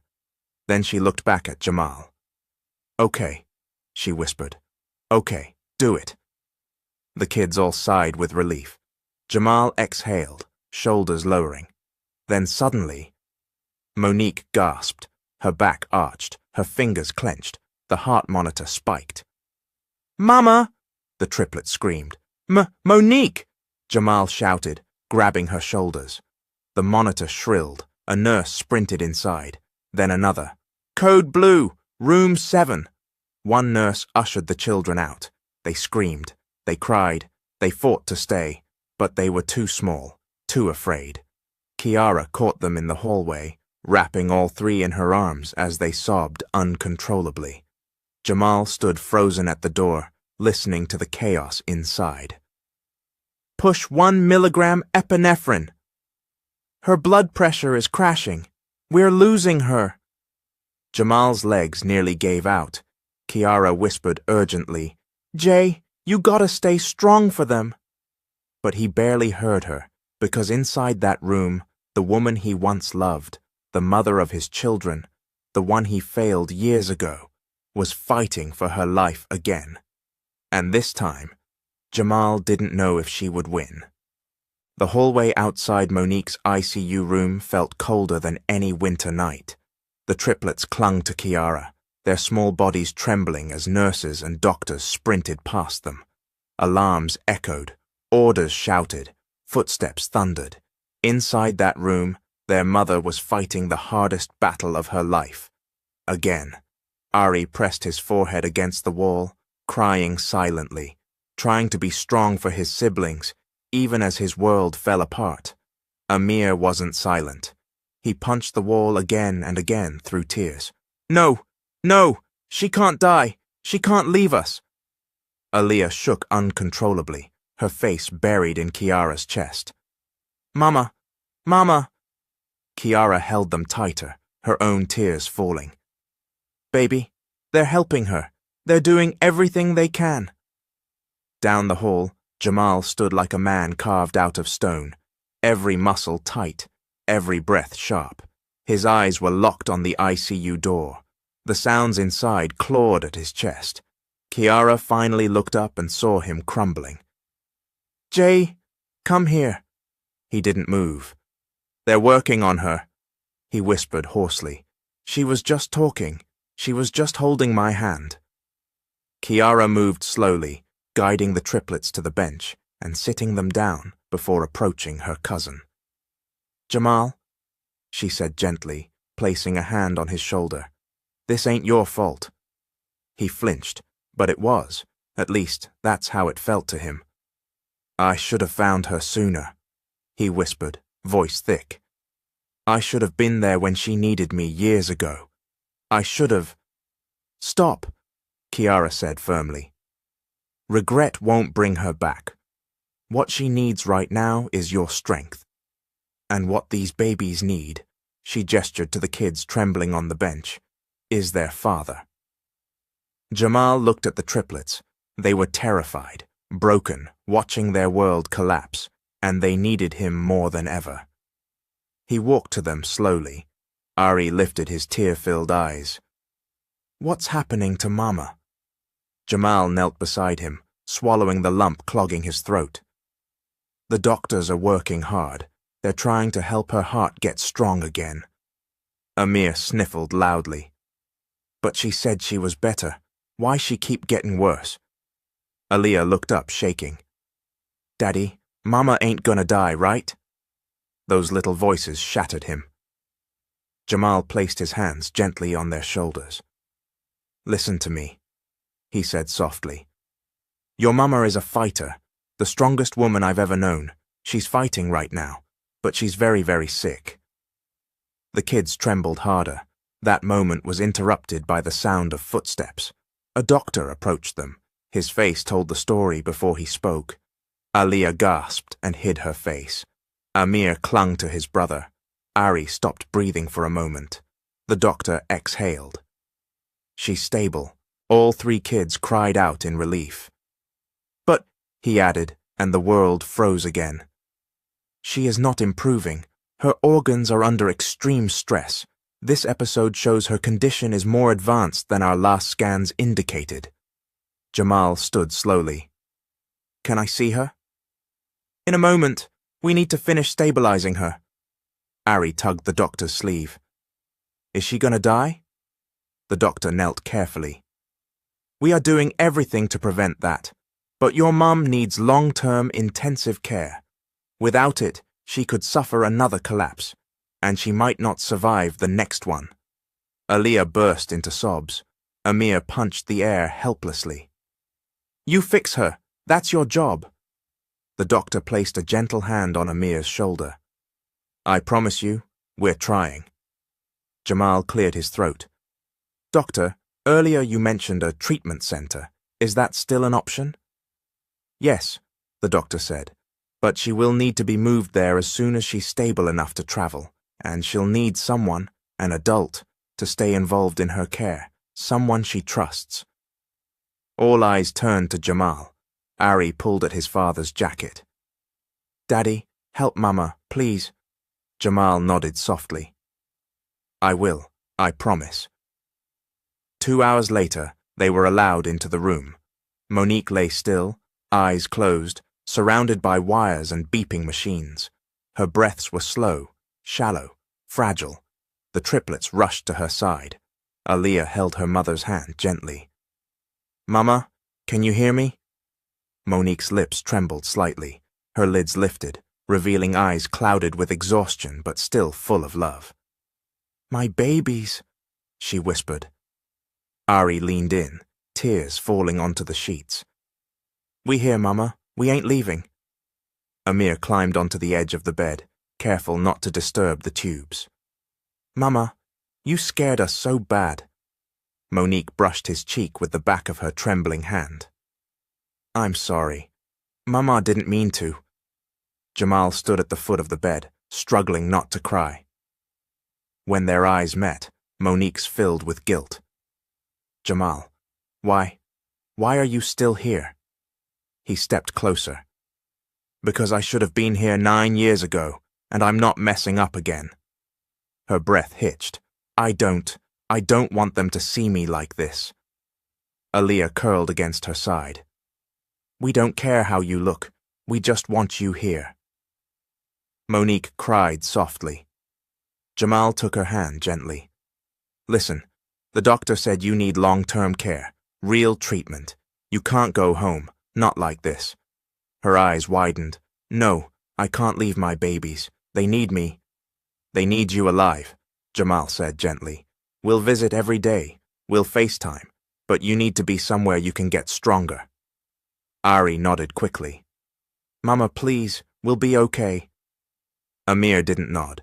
He shook his head hard. No, I ain't leaving Mama somewhere by herself. Aaliyah sniffled.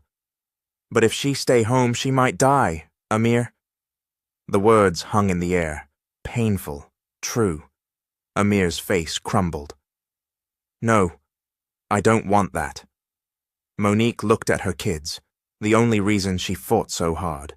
She looked at Jamal, the man she once loved, the man she resented, the man now offering to save her life. She took a breath. Okay, she whispered. I'll go. Aaliyah sobbed with relief. Ari leaned into her side. Amir cried quietly into her arm. Monique stroked their heads. But what will happen to my babies? She asked weakly. Who will stay with them? Jamal spoke without hesitation.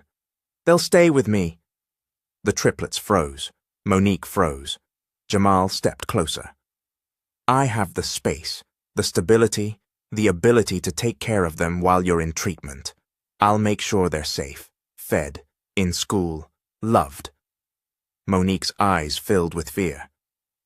I don't know, Jamal. They don't really know you yet. Aaliyah looked at her mother. Mama, I trust Daddy. Ari nodded slowly. He been here. He helped you. He helped us. Amir rubbed his nose. Daddy fun, and he don't yell, and he brings food, and he don't run away. Those words pierced Jamal's heart. He knelt beside Monique. You'll still make all decisions. I'll update you every day. They won't lose you, but right now, they could lose you if you don't get help. Monique trembled. They'll be okay? She whispered. Yes, Jamal said softly. With me. They will. Finally, slowly, painfully, Monique nodded. Okay, they'll go with you. Aaliyah hugged her tight. We love you, Mama. Ari kissed her cheek. You get better, okay? Amir sniffed. I'm gonna miss you, Mama. But please don't die. Monique held them as best she could with her weak arms. I'm not going anywhere, she whispered. Not if I can help it.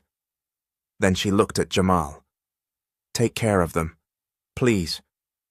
He nodded, tears slipping silently down his face. "With my life." Later that night, with paperwork signed and preparations made for the transfer, Jamal escorted the triplets out of the hospital. Aliyah held his hand tightly. Ari walked close beside him. Amir dragged his feet, pausing every few steps to look back. "Daddy, Mama gonna come home, right?" Aliyah whispered. "Yes," Jamal said firmly. "But first she's going somewhere to get strong." Ari nodded. "We'll visit every day." But Amir shook his head slowly. "Daddy, what if she don't?" Jamal stopped walking. He knelt, gathering all three into his arms. "She will," he whispered, "because she has you three to fight for. And because he, finally, was fighting too." As he drove them away, the hospital lights faded behind them. A new chapter was beginning, one filled with fear, hope, healing, and a family learning how to become whole for the first time. The SUV ride to Jamal's mansion was quiet, too quiet for children as lively as the triplets. They sat close together in the back seat, holding hands tightly even though no one asked them to. None of them wanted to admit how scared they were, how empty they felt without their mother's soft hum from the apartment's kitchen, how the hospital's cold lights and beeping machines still echoed in their heads. Aliyah stared out the window, watching streetlights flicker past. "Daddy?" Jamal looked at her through the rearview mirror. "Yes, baby?" "Why Mama gotta stay somewhere else? Why she can't come with us?" Jamal's heart tightened. "Because she needs a place that has special doctors and machines to help her get stronger. They'll take better care of her there." "But we her babies," Aliyah whispered. "We take care of her too." Ari leaned forward slightly. "We ain't never been without Mama before." Jamal swallowed hard. "I know, and I'm sorry y'all have to go through this, but your Mama wants you safe. She wants you close to me while she gets treatment." Amir sniffed. He'd been staring out the window the whole time, refusing to meet anyone's eyes. "I just want Mama," he muttered. "I don't want no big house if she ain't there." Jamal didn't know what to say, so he said the only thing he could. "She'll come back to you. All we're doing is giving her a chance to heal." Silence returned to the car. When the SUV finally turned down a long, winding driveway, the triplets' eyes widened. A massive modern mansion rose before them, towering windows, glowing warm lights, a wide porch with tall pillars, and a yard bigger than their entire apartment block. Ari whispered, "This ain't a house, this a movie." Amir's jaw dropped. "Daddy live here?" Aliyah squeezed her siblings' hands tighter. The house was beautiful, yes, but unfamiliar, and unfamiliar meant scary. Kiara was standing on the front steps when they pulled up, waving excitedly. "There y'all are. Welcome home, babies." The triplets stepped out slowly, each gripping their small backpacks, the only belongings they brought from their apartment. Aliyah reached for Jamal's hand immediately. Amir grabbed the back of Jamal's jacket. Ari stood tall, trying to look brave, but his eyes darted anxiously. Kiara jogged down the stairs. "Oh my goodness, y'all so tiny and cute. Come here and let me hug y'all." She scooped Aliyah up first, spinning her lightly until the girl giggled. Amir stiffened when she tried to hug him, but she ruffled his hair instead. "Don't worry, I know tough boys when I see 'em." Ari allowed a quick side hug before stepping back politely. Miss Kiara, where we gonna sleep?" Kiara pointed dramatically at the huge house behind her. "In there, we got plenty rooms for y'all, and snacks, and warm beds, and soft blankets, and—" Amir cut her off. "We ain't sleep in no separate rooms." Aliyah nodded fiercely. "Yeah, we staying together." Jamal smiled gently. "That's fine. I already prepared a room with 3 beds. You can stay together until you feel comfortable." All three kids relaxed a little. Kiara clasped her hands. Come on in, and don't worry about shoes. This house too big to care about that. Inside, the mansion looked even more unreal. Marble floors, crystal chandeliers, a staircase that curved like something out of a storybook, walls decorated with paintings that looked expensive enough to feed their neighborhood for a month. Aliyah whispered, Daddy rich, rich. Ari elbowed her lightly. Shh, don't say it out loud. Jamal chuckled, kneeling beside them. Listen, I know this is a lot. Everything here is new, but I want this house to feel like your home. Not a museum, not a stranger's place. Your place. Aliyah's eyes softened. Amir looked skeptical. Ari nodded slowly. Jamal stood. Come on, I'll show y'all your room. He led them down a hallway, past several grand doors, before stopping at one decorated with a small wooden sign that read, The Triplets' Room. Jamal opened the door. Inside was a large, colorful bedroom with 3 identical beds, one blue, one purple, one green, each with soft blankets, stuffed animals, small bookshelves, and a nightlight shaped like a moon. Aliyah gasped. This for us? Yes, Jamal said softly. All yours. Amir dropped his backpack and jumped onto the green bed. This my bed. Ari placed his bag carefully at the foot of the blue one. Aliyah hugged a pink teddy bear sitting on her pillow. I ain't never had a bed all to myself before, she whispered. Jamal felt a painful tug in his chest. You do now.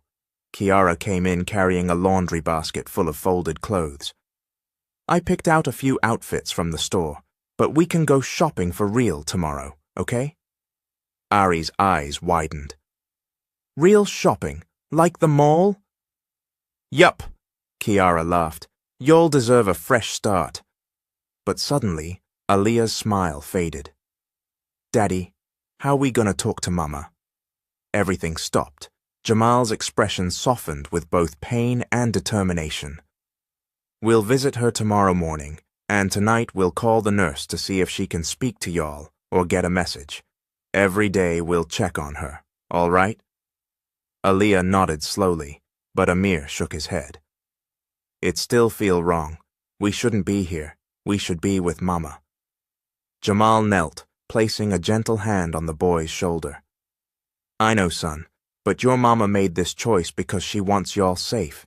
Here you'll have food every day, warm beds, school supplies, doctors close by if you need anything. But Mama need us, Amir cried.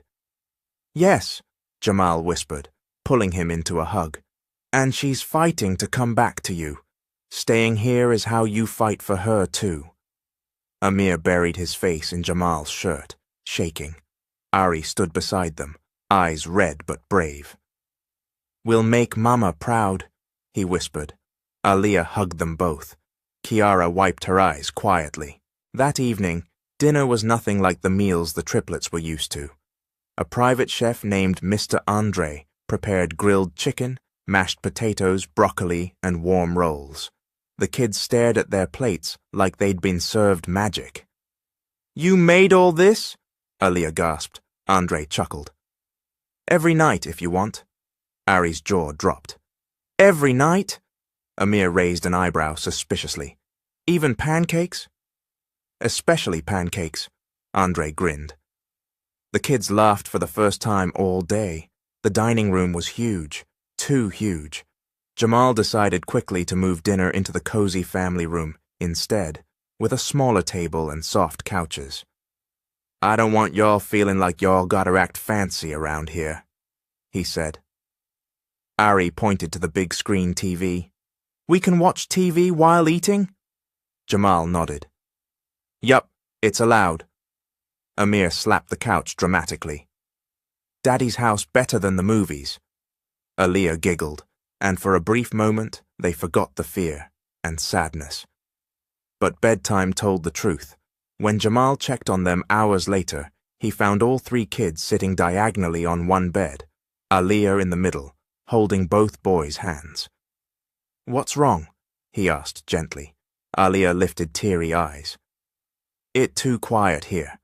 Ari nodded. We used to hear sirens and neighbors and mama humming. Here, it sound empty. Amir sniffed. And the bed's too soft, and the room too big. Jamal sat down on the edge of the bed. Want me to stay until you fall asleep? All three nodded instantly.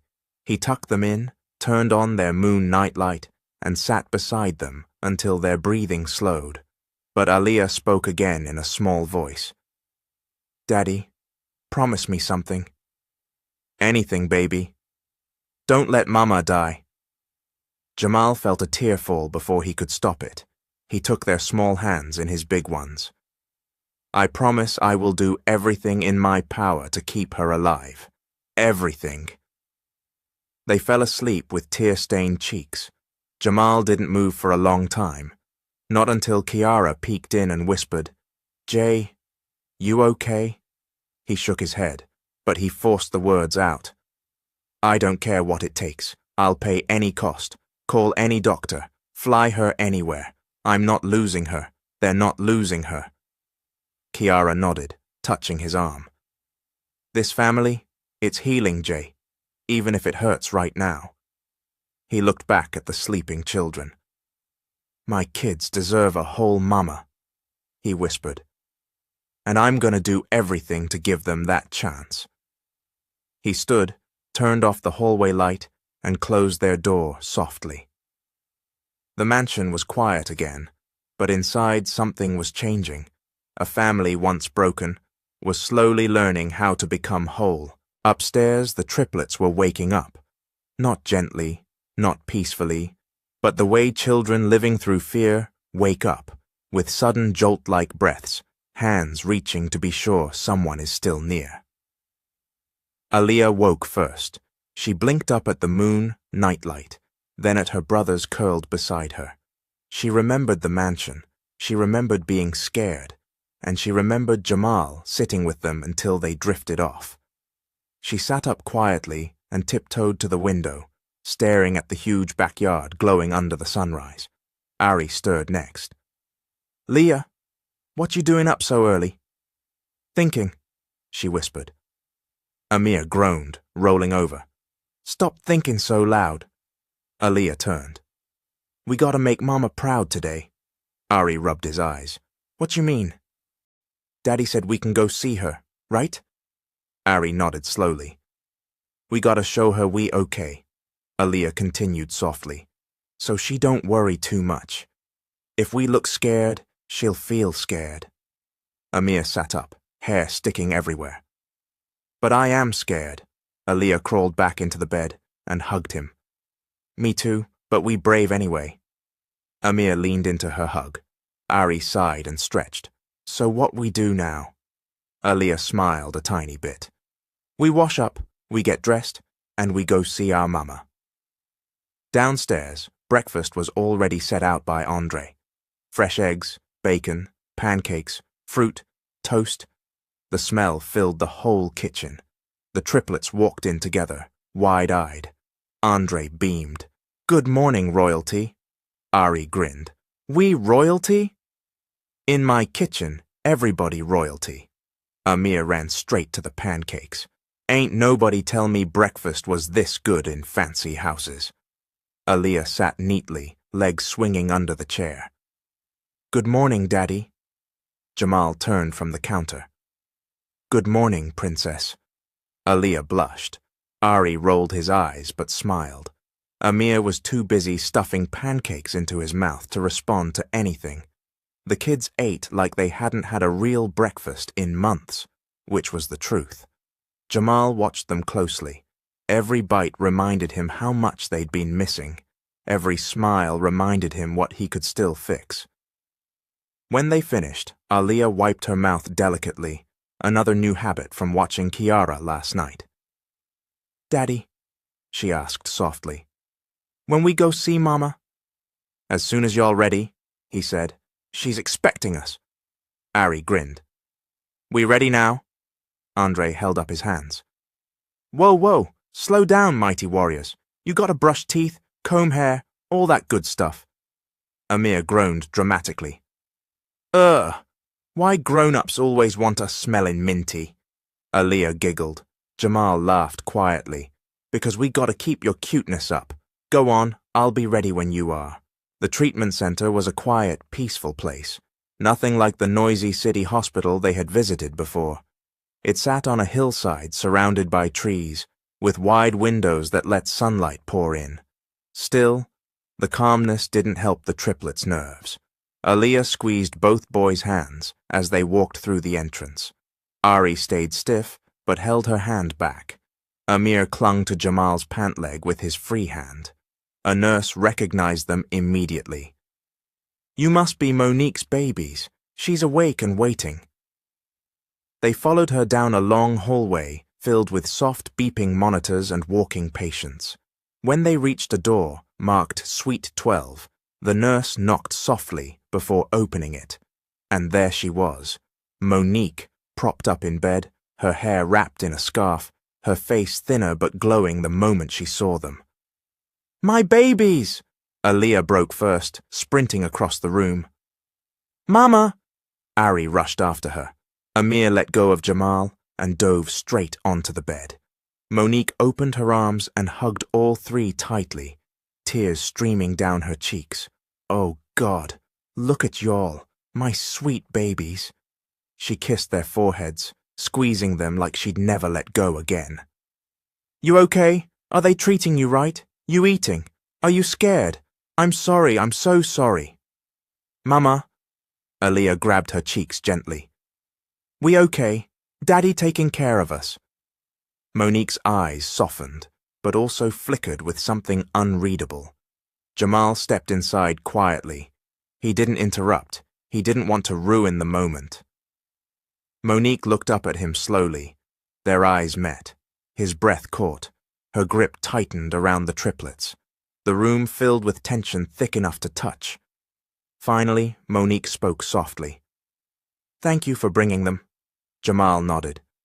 I'll always bring them. Monique swallowed. Can I talk to them alone for a minute? Jamal hesitated, but he nodded. I'll be right outside. He stepped into the hallway and closed the door gently. Inside, Monique pulled her children closer. Listen, babies, she whispered. I know things scary. I know you in a new place, and I know you miss our home.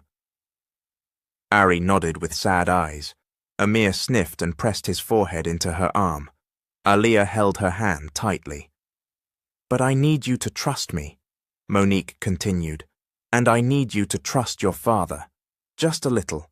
He's trying harder than you know. Are you coming home soon? Aliyah whispered. Monique froze. This was the question she feared most. She forced a warm, brave smile. I'm fighting, baby. I promise I'm fighting. But she didn't say yes, and all three kids noticed. Outside the room, Jamal stood with crossed arms, staring at the floor tiles. Kiara had already arrived and was reading the test results again. Jay, she whispered, you gotta tell her. Jamal shook his head. Not in front of the kids. What if she asks? I'll tell her after. But when a doctor approached them, tall, middle-aged, white coat, crisp and professional, Kiara nudged Jamal sharply. That's the specialist. You need answers before you break this to Monique. The doctor introduced himself. Mr. Thompson, Ms. Davis, I'm Dr. Reynard. Can we step into the consultation room? Jamal's stomach tightened. Kiara squeezed his arm, grounding him. They followed the doctor into a small private room. Dr. Reynard opened Monique's file. Her condition is more advanced than the hospital realized. The medication is stabilizing her, but not reversing the damage. Jamal nodded, jaw tight. Just tell me what she needs. She needs to be added to the transplant list immediately. How long the wait? Kiara asked. Dr. Reynard hesitated. Months, sometimes years. Jamal felt his blood freeze. She doesn't have years, Kiara whispered. We know, the doctor said quietly. which is why there is another option. Jamal straightened. What option? A living donor. Y'all can use part of somebody else's liver? Kiara asked. Yes, the liver regenerates. A partial donation can save her life. Jamal stepped forward. Test me, right now. Kiara's eyes widened.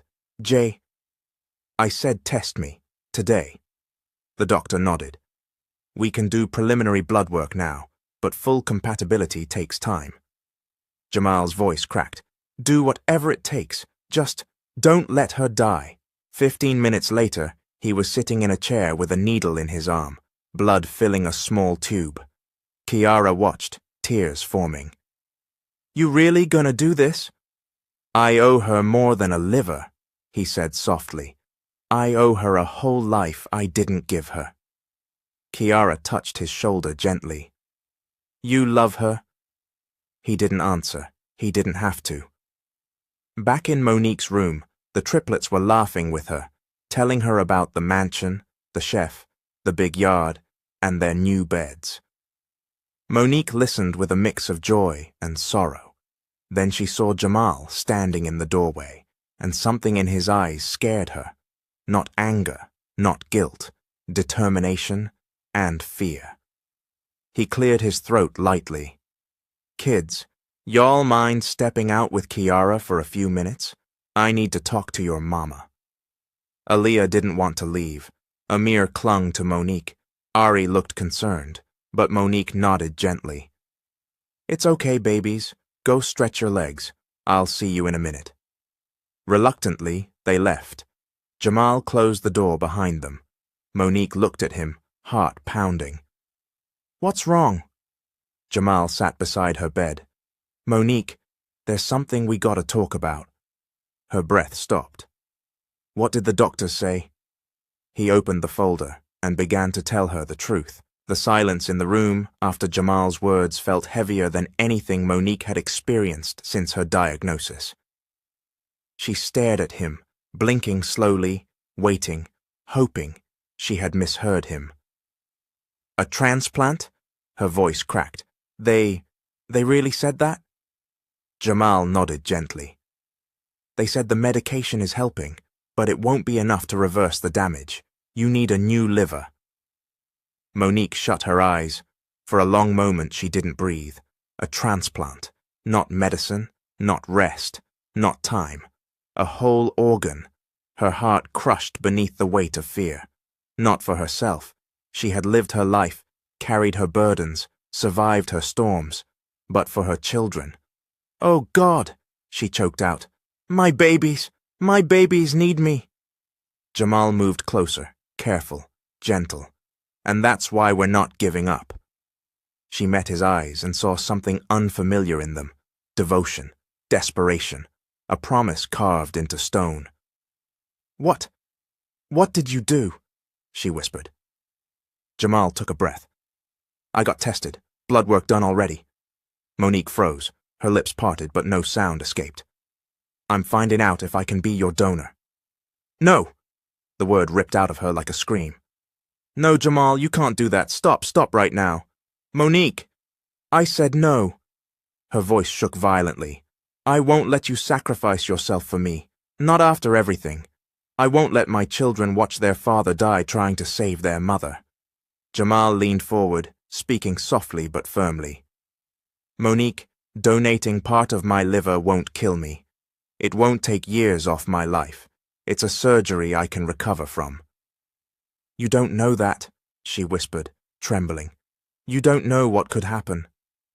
I'm willing to face it. You don't understand, she whispered. I've lived with this pain alone for years. You think I can suddenly depend on you now? What if you leave again? What if you... Jamal moved closer, lowering his voice. I'm not leaving. Not this time. Not ever again. She looked away. He continued, voice thick with emotion. Monique, those kids need you. They adore you. They breathe because you breathe.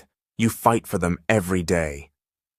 And that's why I don't want them losing their father just when they finally found him. They won't lose me, Jamal said. You don't know that, she whispered.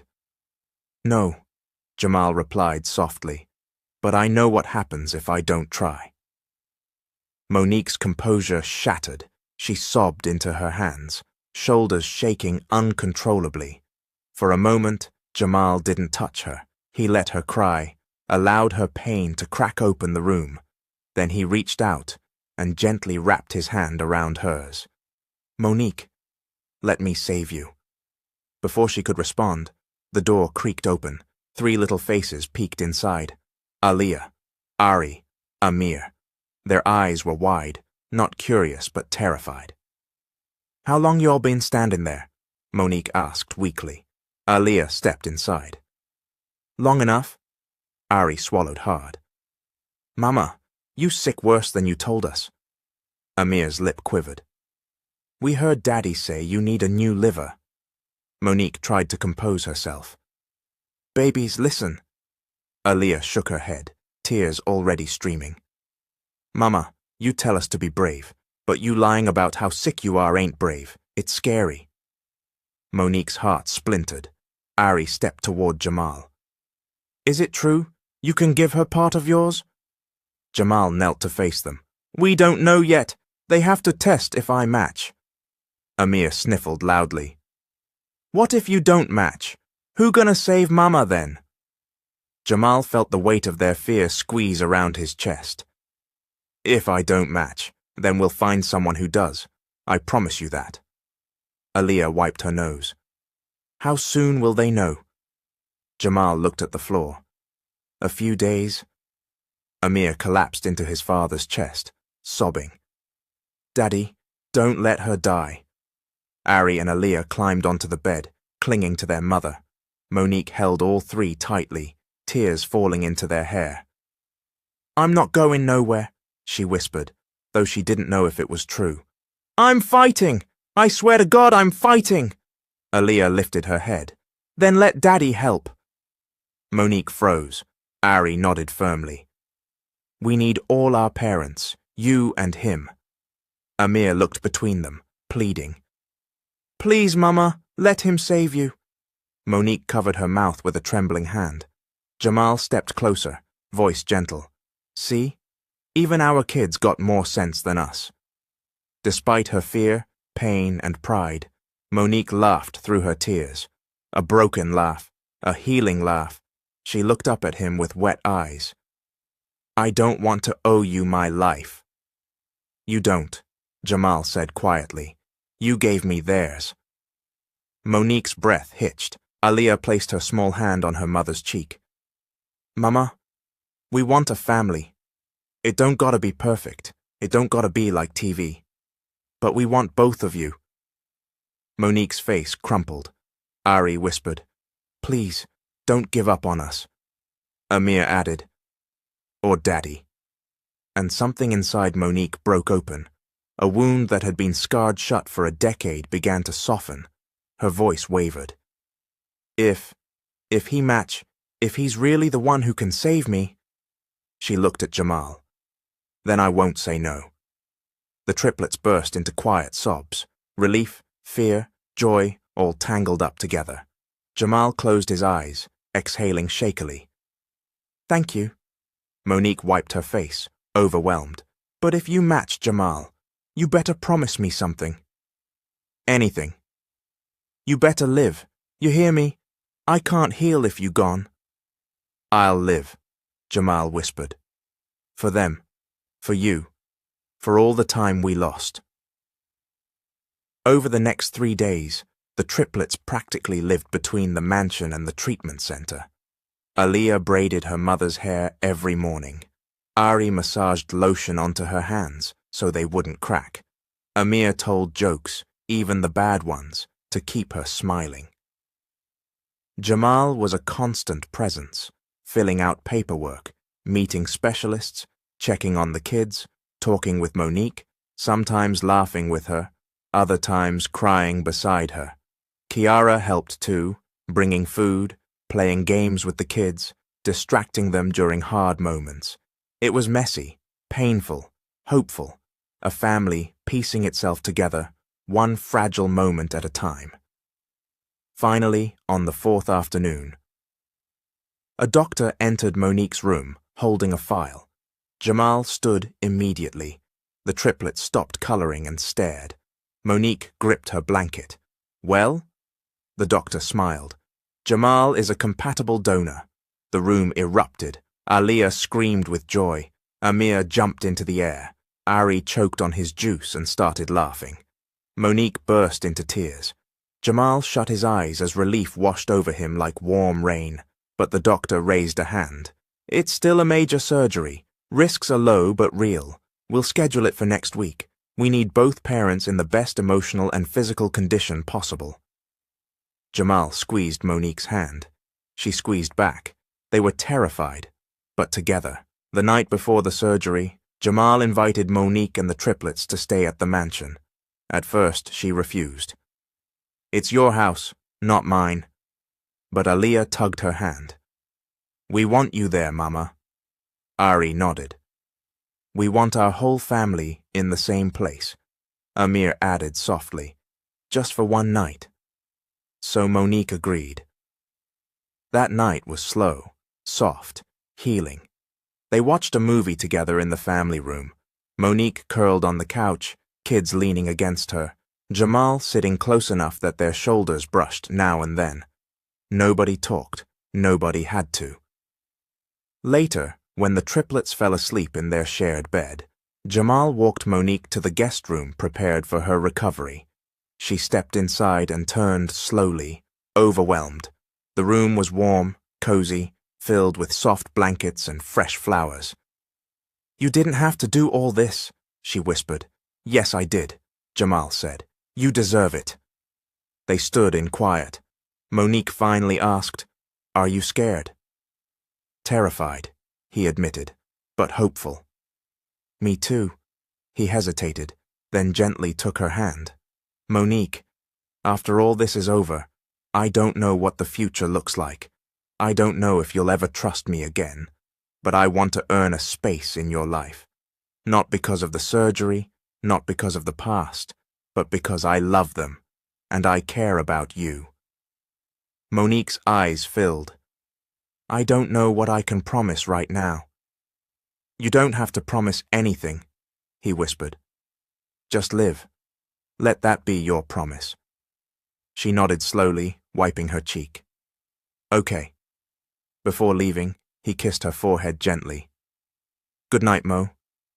"Good night, Jamal." The surgery day came like a storm. The triplets held hands in the waiting room. Kiara prayed non-stop. The doctors moved swiftly. Hours went by. Finally. The surgeon stepped into the waiting room. "A successful transplant," he said. "Both patients are stable. Recovery will take time, but we are hopeful." The triplets cried. Kiara cried. Even some nurses cried. Season 1 closed with the image of the trio standing between two recovery rooms, one holding their mother, the other holding their father. A family once broken, now held together by bravery, sacrifice, and love. And though the road ahead was long, uncertain, and full of healing, the triplets finally had what they'd prayed for. A real family, a fighting chance, a future. 6 months later, the world looked different. Not because the city had changed. The buses still hissed on corners. The tall glass buildings still touched the sky. The sirens still wailed at night. But for one family, everything was new. The sun was just rising over the quiet neighborhood when a little girl's voice drifted through the open window of Jamal's mansion. "Daddy, hurry up! You gon' make us late." In the big kitchen, Jamal stood with his tie half done, squinting at his reflection in the fridge door. "I am hurrying," he called back. "Tie's hard, okay? They don't come with instructions." Kiara walked past, sipping coffee and rolling her eyes. "They do come with instructions. YouTube, watch a video." Jamal smirked. "It's too early for you to be this loud." Before Kiara could clap back, 3 pairs of feet thundered down the stairs. Ari, Amir, Aliyah, dressed in neat school uniforms, backpacks ready, shoes tied. Kind of. Ari adjusted the collar of his shirt like he was grown. "Daddy, you still fighting that tie?" Amir burst into laughter. "Man, just let it hang. Tell your office it's a new billionaire trend." Aliyah hopped off the last step and walked over to him, shaking her head like a tiny auntie. "Hold still, Daddy." She reached up with small, confident hands and fixed his tie in less than 10 seconds. Jamal stared down at her. "How you learn to do that?" She shrugged. "Mama showed me." Something warm flickered behind his eyes, because 6 months ago he didn't even know this child. Now she was straightening his tie like she'd been doing it all her life. In another room, the soft sound of humming drifted into the hallway. Monique stood in front of her mirror, tying a scarf over her hair. Her body was thinner but stronger. Her skin had a healthier glow, her eyes brighter, her lips curved into a soft smile. A scar rested low on her abdomen, a permanent reminder of the day her life and Jamal's life were literally sewn together. A part of his liver now lived inside her, beating quietly, working silently, giving her time. Time she almost didn't have. Time she refused to waste. As she adjusted her scarf, she caught her reflection fully and still couldn't believe it sometimes. "I'm still here," she whispered, alive, healing, present. A knock sounded on the door. "Come in," she said. Ari poked his head in first. "Mama, you ready?" Monique turned and smiled. "You look sharp, boy. You auditioning for president?" He grinned. "Maybe someday." Aliyah pushed past him gently. "Mama, you look pretty." Monique touched her cheek. "Thank you, baby." Amir's face appeared around the doorway last, wearing a frown that wasn't really a frown. "You sure you allowed to go out?" he asked. "Doctor said you gotta take it easy." Monique chuckled. "I'm going to the school, not lifting cars, baby. I'll be okay." He shrugged. "Just making sure. You faint one time in front of me, I'm calling all the doctors." She laughed softly, but her eyes warmed with pride. "My little soldier." They walked downstairs together. Once they used to walk down cracked apartment building steps and hope the landlord wouldn't bother them. Now they walked down a marble staircase in a house that felt less like a mansion and more like a home. The front door opened to a beautiful morning. The sky was streaked with gold, the air soft and kind. The SUV waited in the driveway, already started, Andre sitting in the driver's seat, humming to old R&B. "Y'all ready?" he called out. "Yeah," the triplets shouted. "Seatbelts," Jamal reminded them. "We know," they chorused back. Monique moved slower, but not weakly. She wore comfortable clothes, soft shoes, and a gentle strength she'd earned the hard way. Jamal walked beside her without touching her, giving her room, but matching her pace. "You sure you okay?" he asked quietly. She glanced at him. "You going to ask me that every day now?" "Probably," he replied. She smiled. "I'm okay, Jamal. Still tired sometimes, but okay." "Good," he said, "because today is a big day." She sighed playfully. "All this for a school assembly?" "It's not just any assembly," Jamal reminded her. "Your daughter is speaking." "Our daughter," Monique corrected softly. He blinked. That little word, "our," felt like a bridge. He smiled. "Our daughter." The school auditorium buzzed with parents, teachers, and kids fidgeting in plastic chairs. Posters lined the walls that read things like "Future Leaders" and "We Believe in You." The triplets sat in the front row with Monique and Jamal beside them. Kiara sat on the other side, holding a small bouquet of flowers. On stage, kids shuffled papers nervously as a teacher tapped the microphone. "Good morning, everyone. Today we're honoring a few of our students for their courage, leadership, and character." Ari leaned over. "That's you, Laya." Aliyah bit her lip. "What if I mess up?" Amir grinned. "Then we laugh at you forever." "Amir," Monique scolded gently. Encourage your sister. He sighed dramatically. Ugh, fine. You gon' do great, liar. Happy now? I am, Aaliyah whispered, smiling. When they called her name, Aaliyah Carter King, the triplets' last names echoed into Jamal's chest like a drumbeat. Carter, King, both. Aaliyah walked up to the podium with slightly shaky but determined steps. She adjusted the microphone like she'd watched adults do. The teacher stepped aside. Aaliyah wanted to share something special with you all today, in her own words. Aaliyah unfolded a crinkled paper. Her voice started small, but grew with every sentence. Hi, my name is Aaliyah. I'm 10 years old, and I want to talk about being brave. The room quieted. Ari and Amir sat straighter. Kiara wiped her eyes already. Monique's hand found the edge of her chair. Last year, my mama got really sick, Aaliyah continued. We almost lost her. We didn't have much money. We were scared most of the time. My brothers and me, we had to grow up fast. She paused, looking at her paper. There were days we were hungry, nights we were crying, but my mama always told us one thing. We don't give up. We don't steal. We don't hurt people. We stay honest and brave. She swallowed. But one day, I was so scared I forgot that. I did something wrong. I took something that wasn't mine. Jamal and Monique shared a look. Ari and Amir glanced at each other and nodded knowingly. But that day changed everything, Aaliyah said, because that person ended up being my dad. Gasps and murmurs rippled quietly through the crowd. Aaliyah smiled softly. He didn't yell at us. He didn't call the police. He listened, and he helped. He helped pay for my mama's treatment. He brought us to live with him. He learned how to be a daddy, and we learned how to trust again. She looked at her parents.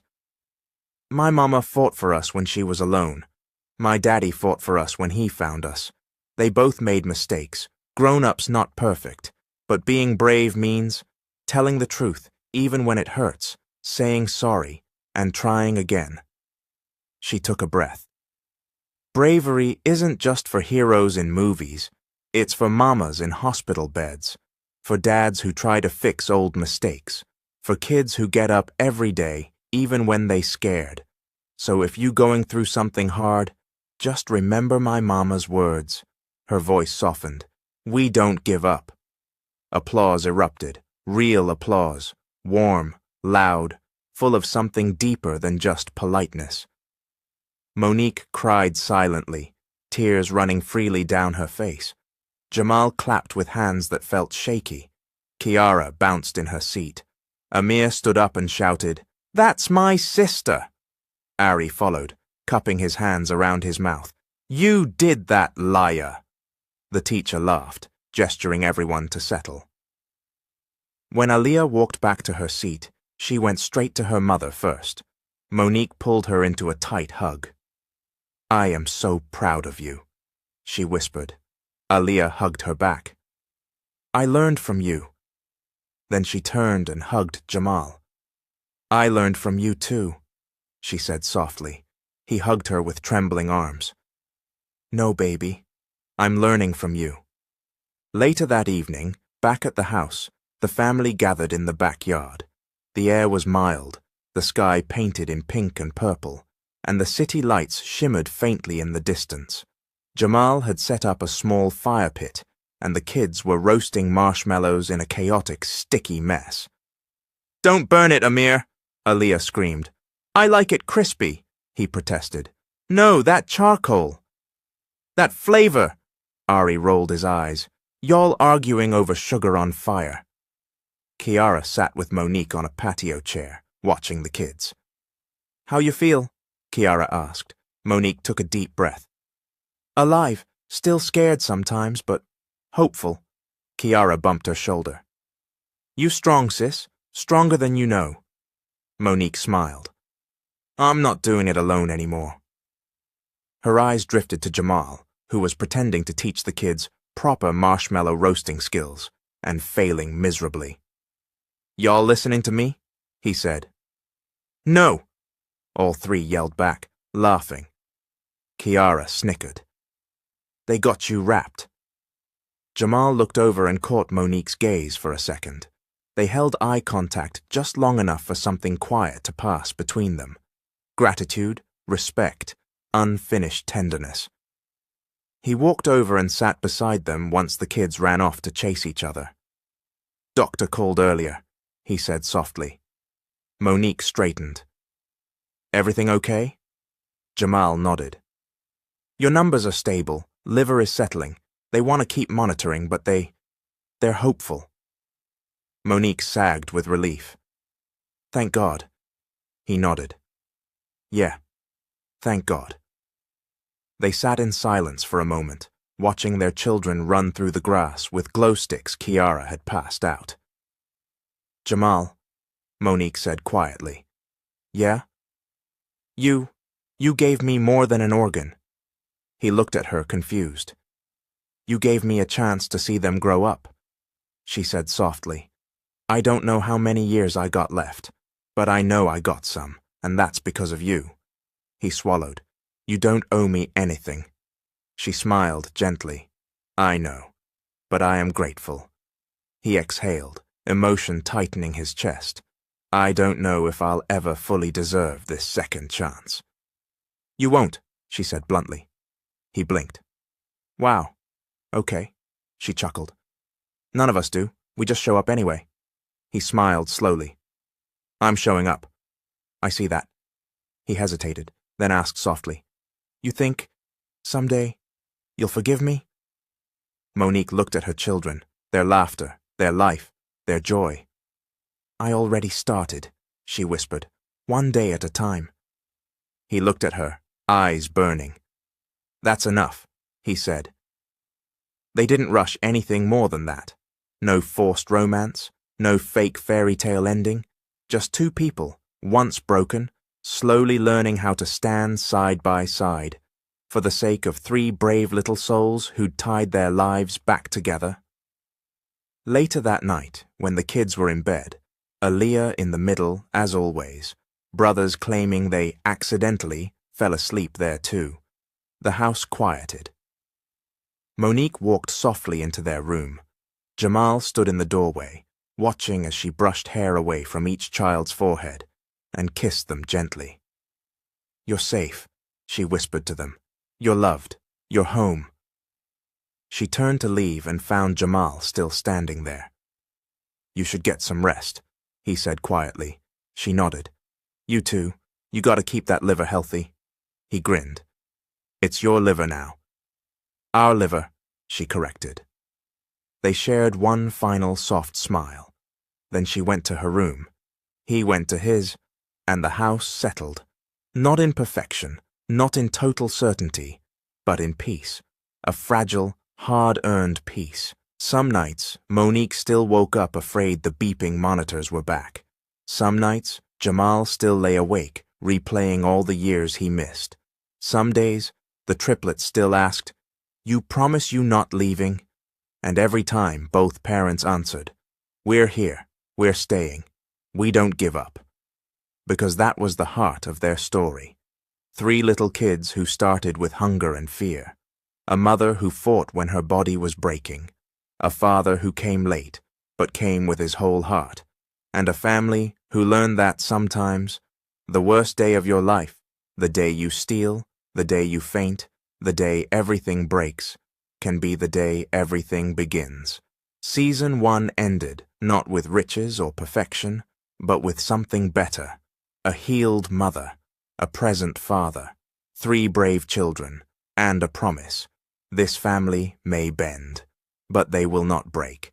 Not ever again. Here comes the end of the story, if I was able to make your day comment. Mr. Hope, you made my day.